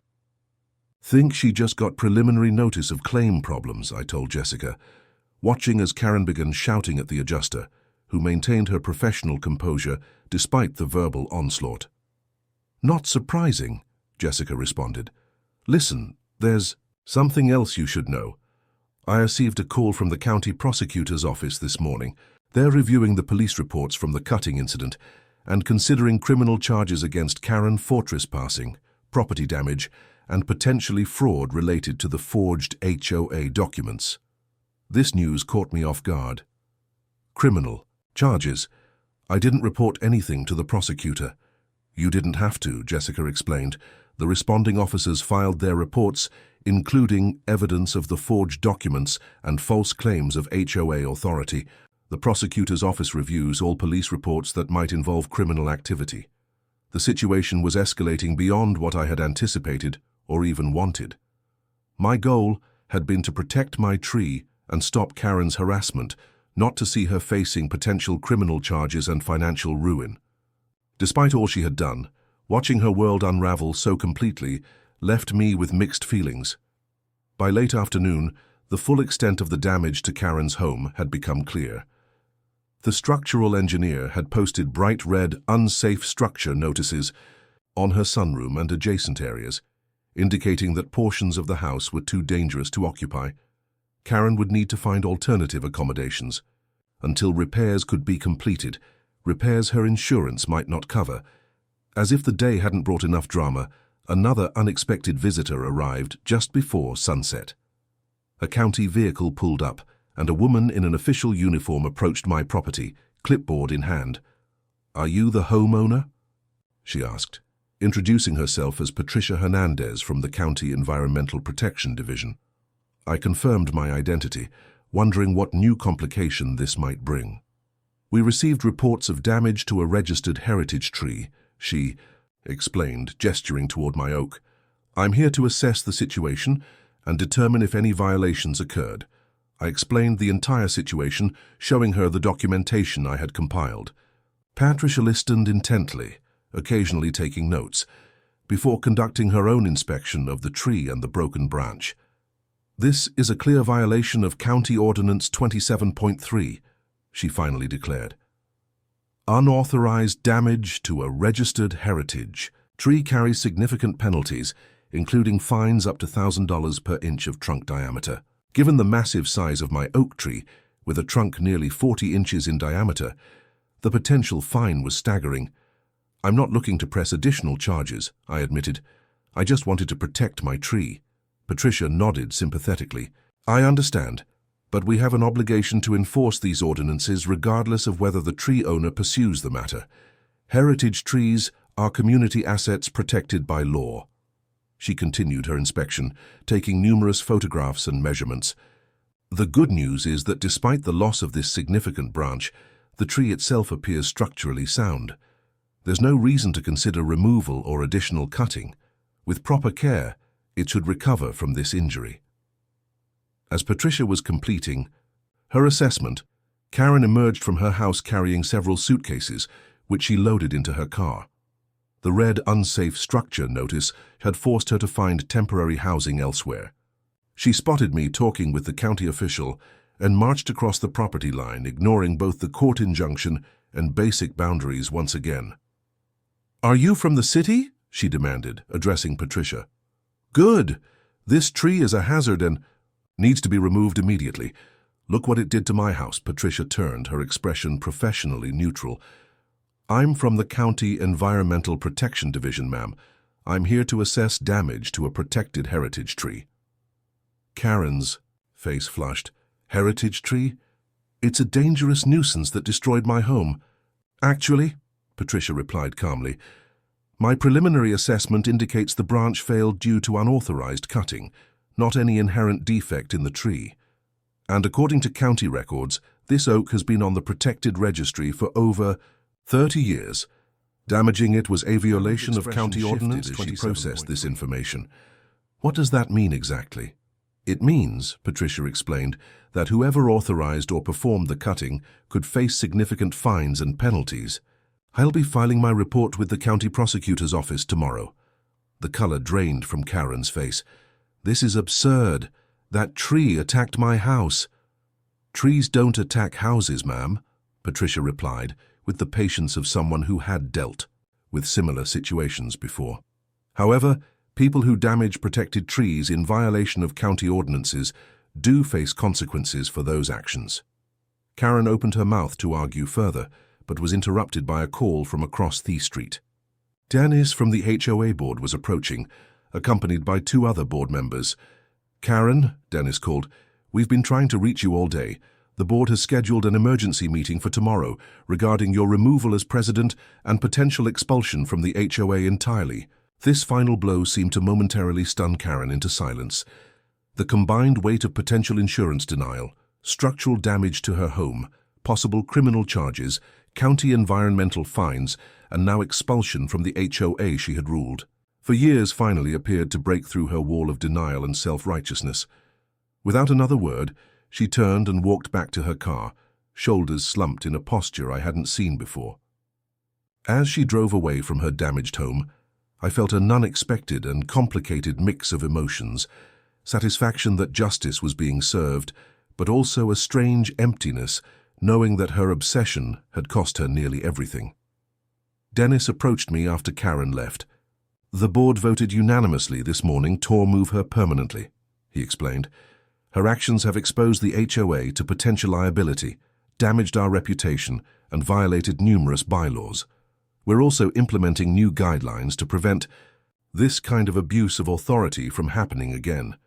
As the day's various officials and investigators finally departed, I stood alone in my yard, looking up at my wounded but still standing oak tree. The massive branch that had fallen had indeed altered its silhouette, creating an asymmetry that would take decades to correct, but the tree itself remained strong, its vast root system and solid trunk uncompromised. Ed had assured me that with proper treatment, the wound would eventually heal, forming protective tissue around the damaged area. The tree would adapt, as it had to countless other challenges throughout its long life. It might not look the same as before, but it would survive and continue to thrive. As the setting sun cast long shadows across my property, I realized that the tree's resilience offered a fitting metaphor for this entire ordeal. Sometimes forces beyond our control, or in this case the deliberate actions of others, can wound us, alter our path, and force us to adapt. But with solid roots and inner strength, we can weather these storms and continue growing, even if we emerge with scars that tell the story of what we've endured. For the first time in weeks, I felt a sense of genuine peace as I watched the evening light filter through my oak's remaining branches. Karen's storm had finally broken, and like my heritage tree, I was still standing. The morning after the storm brought cloudless blue skies and unseasonable warmth, as if nature itself was trying to erase the memory of the previous night's violence. I sat on my front porch with a cup of coffee, watching the neighborhood slowly come to life around me. Across the street, Karen's damaged house stood as a stark reminder of the storm's fury and the consequences of her obsession. The gaping hole in her sunroom roof was now covered with blue tarps, hastily secured by the emergency mitigation team that had worked into the night. My phone buzzed with a text from Jessica. "Court hearing scheduled for today at 2 p.m. Judge wants to review the injunction and address new developments. Please wear something professional." I hadn't expected to be in court so soon. Typically, temporary injunctions remained in place for weeks before a formal hearing, but the dramatic events of the storm had apparently accelerated the timeline. I texted back a quick confirmation and headed inside to prepare my documentation once again. By noon, I had organized everything chronologically, from Karen's initial complaints about my tree through to the previous night's catastrophic branch failure. The evidence was overwhelming. Security footage of the unauthorized cutting, police reports, arborist assessments, the heritage tree registration, my warning text to Karen before the storm, and photographs clearly showing how the branch had failed precisely at the cut point. Caird had emailed his official report that morning, providing a detailed scientific analysis of how the chainsaw cut had created a perfect failure point that would inevitably give way under sufficient stress. The branch failure was directly and exclusively caused by the unauthorized partial cutting, not by any defect, disease, or inherent weakness in the tree itself. At 1:30 p.m., dressed in my best suit, I met Jessica outside the county courthouse. She was reviewing some last-minute documents, her expression serious but confident. "Karen's lawyer filed an emergency motion this morning asking the court to order your tree's immediate removal," she explained as we walked toward the building. "He's claiming it presents an ongoing danger to surrounding properties." "After everything that's happened?" I asked, incredulous. "She's still trying to get my tree removed." Jessica nodded grimly. "Some people simply can't admit defeat regardless." Of evidence. The good news is that her motion has actually worked in our favor. It prompted the judge to schedule this immediate hearing, which gives us the opportunity to present all our evidence while it's still fresh. The courtroom was surprisingly crowded when we entered. Karen was already there, sitting rigidly beside her rumpled lawyer. She didn't acknowledge my presence, staring straight ahead with the same determined expression I'd come to recognize. Behind her sat several board members from the HOA, along with Ed the arborist and, unexpectedly, Patricia Hernandez from the County Environmental Protection Division. "Quite an audience," I whispered to Jessica. "Word travels fast in local government," she replied quietly. "This case touches on property rights, HOA authority limits, and environmental protection, all hot topics in county administration." At precisely 2 p.m., the bailiff called the court to order, and Judge Elaine Rodriguez entered. She was a no-nonsense woman in her 60s with sharp eyes that seemed to miss nothing as she scanned the room. "We're here regarding case number 2023 CV 4527, temporary injunction concerning the property at 1247 Maple Lane," she began, shuffling through papers. "I understand there have been significant developments since this injunction was issued 3 days ago." Karen's lawyer, Harold Fleming, immediately rose. "Your Honor, we've filed an emergency motion for tree removal following catastrophic damage to my client's home during last night's storm. The tree in question dropped a massive branch that destroyed a portion of Ms. Mitchell's residence, conclusively proving our original contention that this tree presents an imminent hazard." Judge Rodriguez turned to Jessica. "Counselor, your response?" Jessica stood, her posture confident. "Your Honor, the branch that fell did so because Ms. Mitchell hired workers to illegally cut halfway through it 3 days ago. We have police reports, security footage, and expert testimony confirming that the branch failed precisely at the point where Ms. Mitchell's workers damaged it. This was not a case of a hazardous tree. It was the predictable result of deliberate sabotage." Judge Rodriguez's eyebrows rose slightly. "Those are serious allegations, Counselor. Do you have evidence to support them?" "Extensive evidence, Your Honor," Jessica replied, approaching the bench with our organized documentation, including police reports from when officers responded to the unauthorized cutting, security footage showing the cutting in progress, and expert assessment from a certified arborist confirming the branch failed exactly at the cut point. The judge reviewed the materials carefully before addressing Karen's lawyer again. "Mr. Fleming, were you aware of this unauthorized cutting when you filed your motion?" Fleming shifted uncomfortably. "Your Honor, my client maintains that any actions taken regarding the tree were within her authority as HOA president responding to a community hazard." "That's not what I asked, Judge." Rodriguez replied sharply. "Were you aware that the branch failed because it had been partially cut, and that your client had ordered this cutting without the property owner's permission?" "I was informed there had been some maintenance attempt, yes," Fleming admitted reluctantly. The judge's expression hardened. "Mr. Fleming, filing motions while withholding material facts borders on misrepresentation to the court. I suggest you tread very carefully from this point forward." She turned her attention to Karen directly. "Ms. Mitchell, did you order workers to cut this tree without the owner's permission?" Karen straightened in her seat. "Your Honor, as HOA president, I was acting to protect community safety and property values. The tree was and remains a hazard." "That—" "Please answer the question directly," Judge Rodriguez interrupted. "Did you order the cutting of this tree without permission from the property owner?" Karen hesitated before finally responding. "Yes, but I had HOA authority to—" "Did the HOA board vote to authorize this action?" the judge pressed. "There was an emergency executive session," Karen began. Dennis, who had been sitting quietly in the gallery, stood up. "Your Honor, if I may, I'm the HOA treasurer. Ms. Mitchell acted unilaterally and falsified documents claiming board approval." Karen whirled around. "How dare you? You're just trying to save yourself now that things have gone wrong." "Order," Judge Rodriguez commanded, tapping her gavel. "Mr. Fleming, control your client." The judge then called Ed to testify about the tree's condition and the cause of the branch failure. With methodical precision, Ed explained how the chainsaw cut had created the perfect point of structural weakness, showing photographs and cross-sections that clearly demonstrated the branch had been healthy before being damaged. In your professional opinion, the judge asked, would this branch have failed during the storm if it hadn't been partially cut? No, Your Honor, Ed replied confidently. This species of oak is native to our region and evolved to withstand these exact weather conditions. Without the chainsaw damage, this branch would have flexed with the wind as it has done through countless storms over its century-plus lifespan. Patricia Hernandez testified next, explaining the heritage tree designation and the specific legal protections it carried. This oak is one of only 17 documented heritage trees in our county, she explained. Its protection isn't just about one homeowner's preferences. It's about preserving natural landmarks that have historic and environmental significance to the entire community. As the evidence mounted, Karen became increasingly agitated, whispering frantically to her lawyer, and several times attempting to interrupt testimony until warned by the judge. Her composure, already fragile after the previous day's disasters, was visibly crumbling.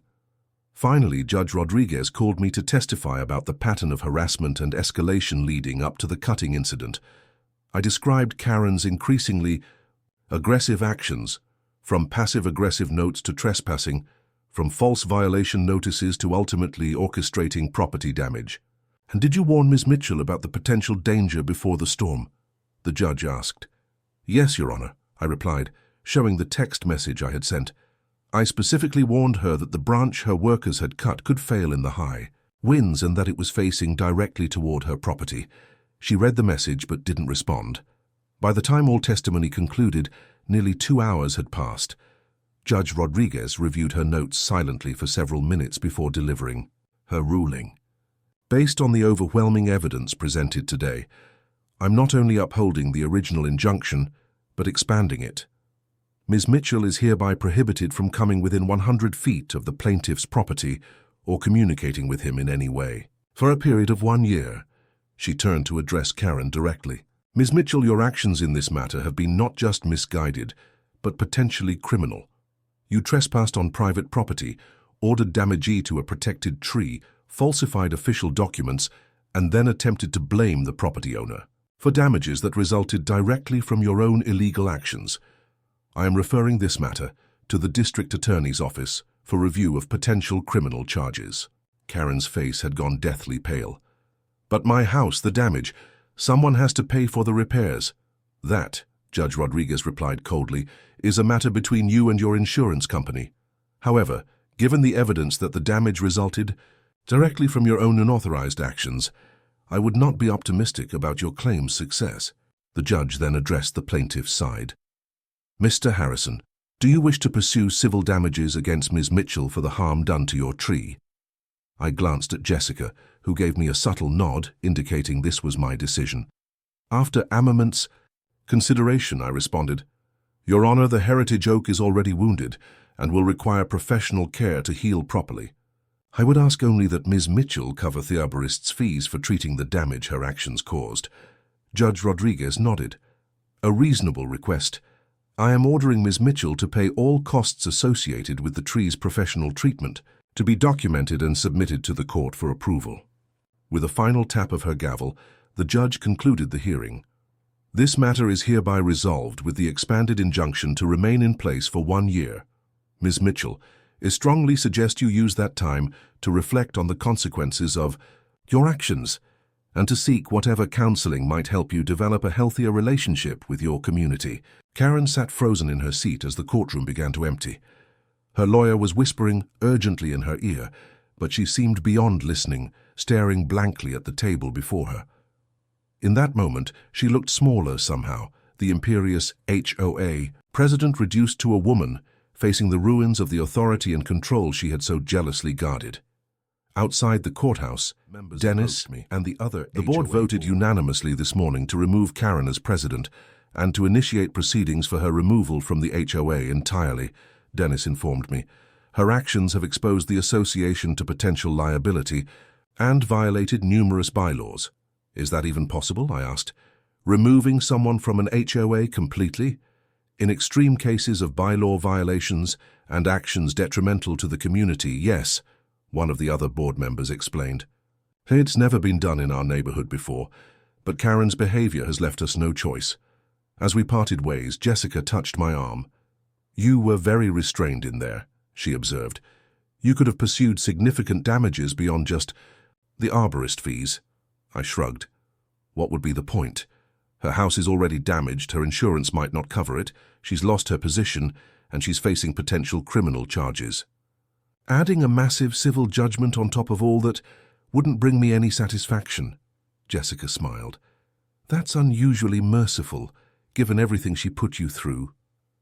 "It's not mercy so much as perspective," I replied, looking up at the clear, blue sky. "Life's too short to be consumed by vendettas. That was Karen's mistake. My tree will heal, the neighborhood will recover, and eventually this will all be just an unpleasant memory." As we walked to our cars, I spotted Karen exiting the courthouse alone, her lawyer having apparently abandoned her after the devastating ruling. She stood on the steps for a moment, looking lost and uncertain, before slowly making her way to her car. The reckoning she had faced in court was just the beginning. There would be insurance battles, potential criminal charges, HOA expulsion, proceedings, and the daunting cost of repairing her damaged home.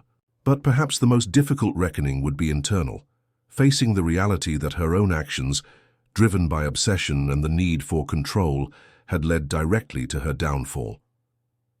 In that moment, despite everything, I felt a flicker of pity for her. Karen had been so fixated on removing my tree that she had never stopped to appreciate the view she already had, or to consider that there might be value in things that existed before her arrival and would continue long after she was gone. As I drove home past her tarp-covered damaged house, I wondered if this harsh reckoning would finally teach her that lesson, or if some people simply never learn to see the forest for the trees. 6 months had passed since the storm that changed our neighborhood forever. Spring had given way to summer, then to fall, and now the first hints of winter crispness hung in the air. Standing in my front yard, I surveyed the transformation that had taken place, both in the landscape and in the community itself. My oak tree, no longer just the oak, but now recognized throughout the neighborhood as the heritage oak, had begun its slow but determined healing process. The wound where the branch had torn away remained visible, but Ed's careful treatment had prevented infection and encouraged healthy growth around the damaged area. A protective layer of tissue was gradually forming over the exposed wood, the tree's natural defense mechanism at work. "The callus formation is coming along nicely," Ed remarked during his monthly checkup visit. "Nature is remarkable in its resilience. This old giant will carry the scar, but it's adapting and growing around the damage." I nodded, appreciating the metaphor that extended beyond just the tree. Our entire community had been scarred by Karen's reign of terror, but we too were healing, adapting, and growing in new directions. Karen herself had been largely absent from the neighborhood since the court hearing. Her damaged house had remained under repair for months, with contractors coming and going, but no sign of its owner. Rumors circulated about her whereabouts. Some said she was staying with relatives in another state. Others claimed she was renting an apartment across town. The blue tarp that had initially covered her damaged roof had been replaced by proper construction materials, but progress seemed painfully slow. I learned through Dennis that Karen's insurance company had ultimately denied her claim, citing their policy exclusion for damages resulting from the policyholder's illegal actions. The financial burden of repairs fell entirely on her shoulders, and without insurance coverage, she was forced to hire budget contractors who worked intermittently as her finances allowed. The criminal investigation had proceeded as well. 3 months after the storm, Karen had quietly pleaded guilty to reduced charges of trespassing, vandalism, and filing false documents. She received 2 years of probation, community service hours, and a court order to attend anger management therapy. The County Environmental Division had also imposed a substantial fine for damaging a heritage tree, though I heard they had reduced the amount due to Karen's financial circumstances. Done my best to move forward without dwelling on the conflict. The expanded restraining order meant I had no direct contact with Karen, which suited me perfectly. The neighborhood had been blissfully peaceful without her constant patrols and clipboard citations. The HOA itself had undergone a remarkable transformation. Following Karen's removal, Dennis had been elected interim president, and his first act was to propose a complete overhaul of the association's structure and bylaws. "We need to ensure nothing like this can ever happen again," he had explained at a packed community meeting. No single person should wield unchecked power over their neighbors. The changes were substantial and overwhelmingly popular: term limits for board positions, transparent documentation of all decisions, required multiple quotes for any expenditure, and most significantly, a new emphasis on community building rather than rule enforcement. The HOA should primarily exist to bring neighbors together and maintain common areas, not to police private property, Dennis had declared to enthusiastic applause. Today marked a symbolic new beginning for our community, the neighborhood's first annual Heritage Tree celebration. The event had been Dennis's idea, a way to transform the painful memory of Karen's vendetta into something positive and unifying. I watched from my porch as volunteers set up tables and canopies on the community green space. Children hung paper, lanterns from low-hanging branches of the park's trees, and someone was arranging a display about the history of our neighborhood's oldest living residence, its heritage trees. My phone pinged with a text from Dennis. "Tree planting ceremony at noon. Hope you're ready with your shovel." The centerpiece of today's celebration was to be the planting of 7 young oak saplings throughout the neighborhood, symbolic replacements for the branch that had been lost and a commitment to growing our community's arboreal legacy for future generations. As I headed toward the gathering crowd, I spotted Laura and Michael organizing a refreshment table. Laura waved enthusiastically. "The turnout is amazing," she called as I approached. "Half the neighborhood is here already." Indeed, the green space was filling with families I recognized from around the community, many of whom I had never spoken with before the tree incident. Karen's tyranny had inadvertently brought us together, creating connections that might never have formed otherwise. The planting ceremony began at noon with a brief speech from Dennis about renewal and community strength. Ed provided instructions on proper planting techniques, emphasizing that these small saplings could one day grow into mighty oaks that would outlive everyone present. "Trees teach us to think beyond our own lifespans," he explained, holding up a tiny sapling barely taller than a ruler. "When you plant an oak, you're making a gift to generations you'll never meet. That's a special kind of legacy." Each sapling had been assigned a location throughout the neighborhood.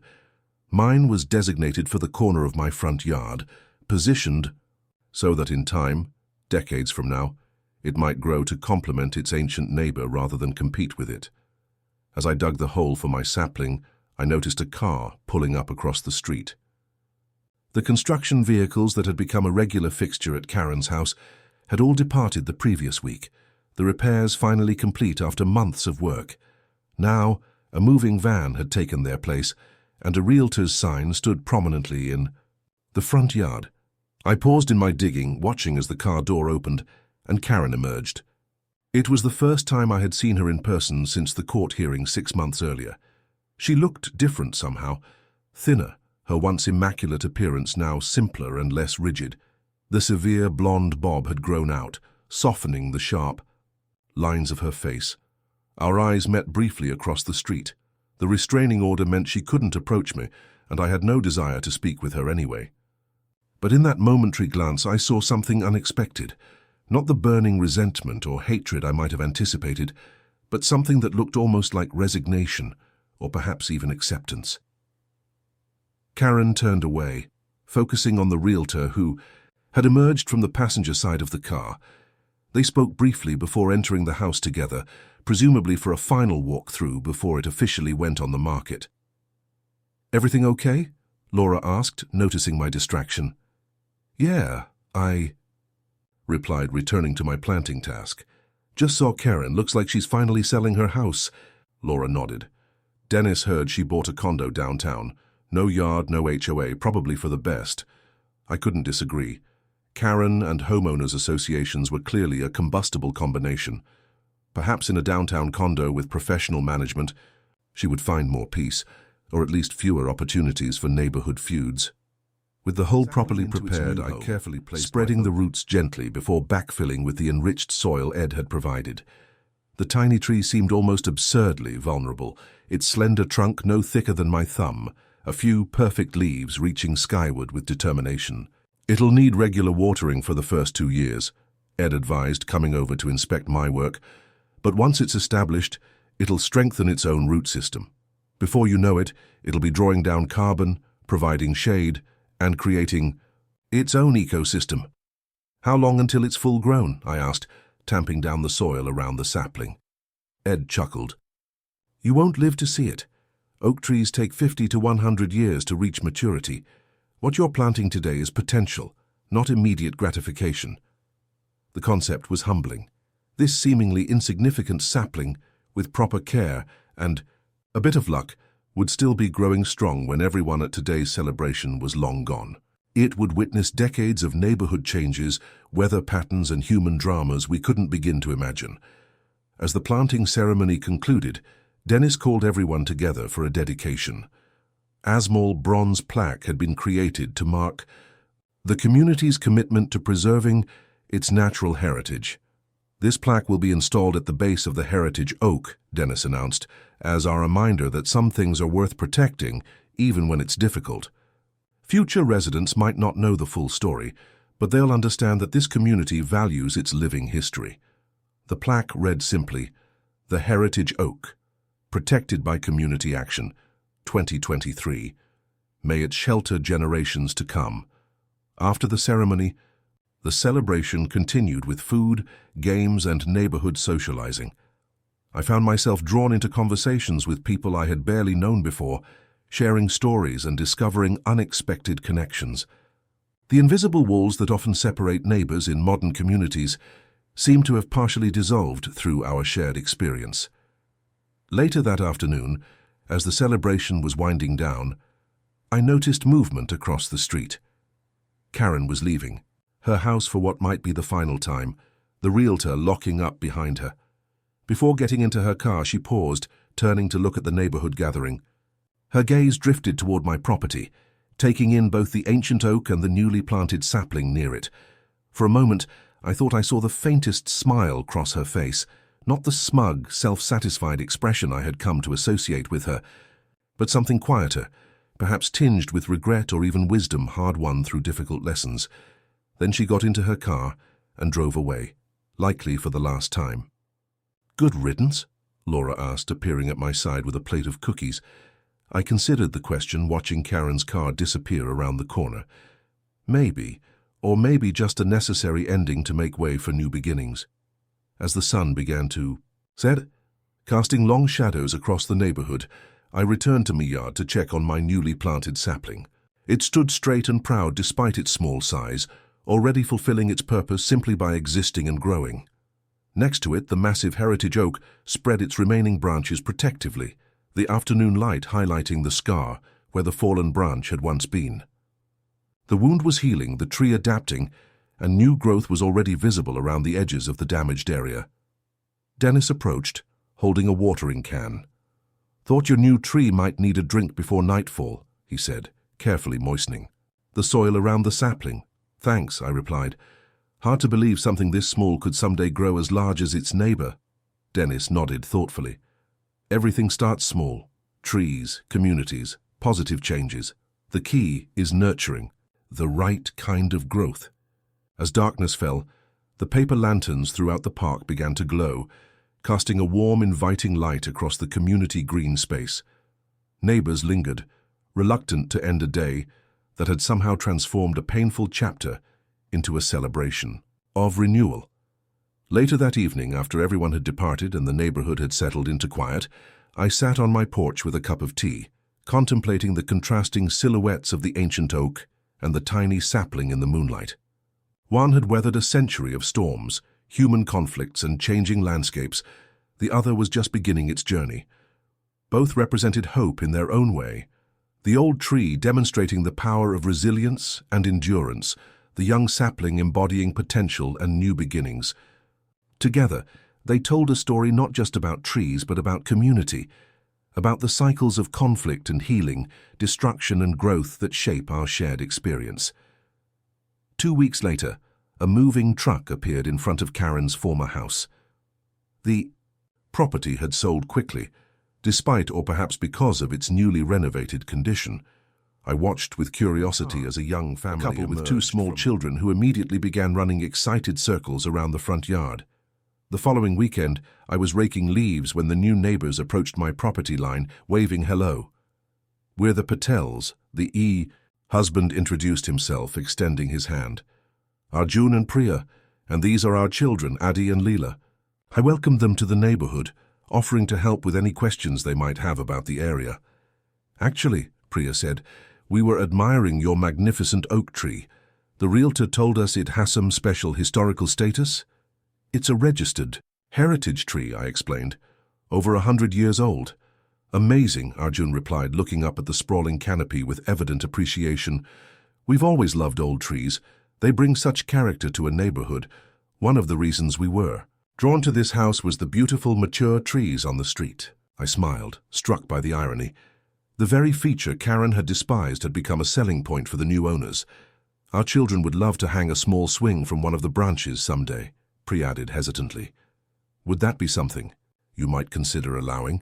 We'd make sure it was properly installed to not harm the tree." The request was so unexpected, so different from the hostility the tree had previously inspired, that I found myself momentarily speechless. "I think that could be arranged," I finally replied.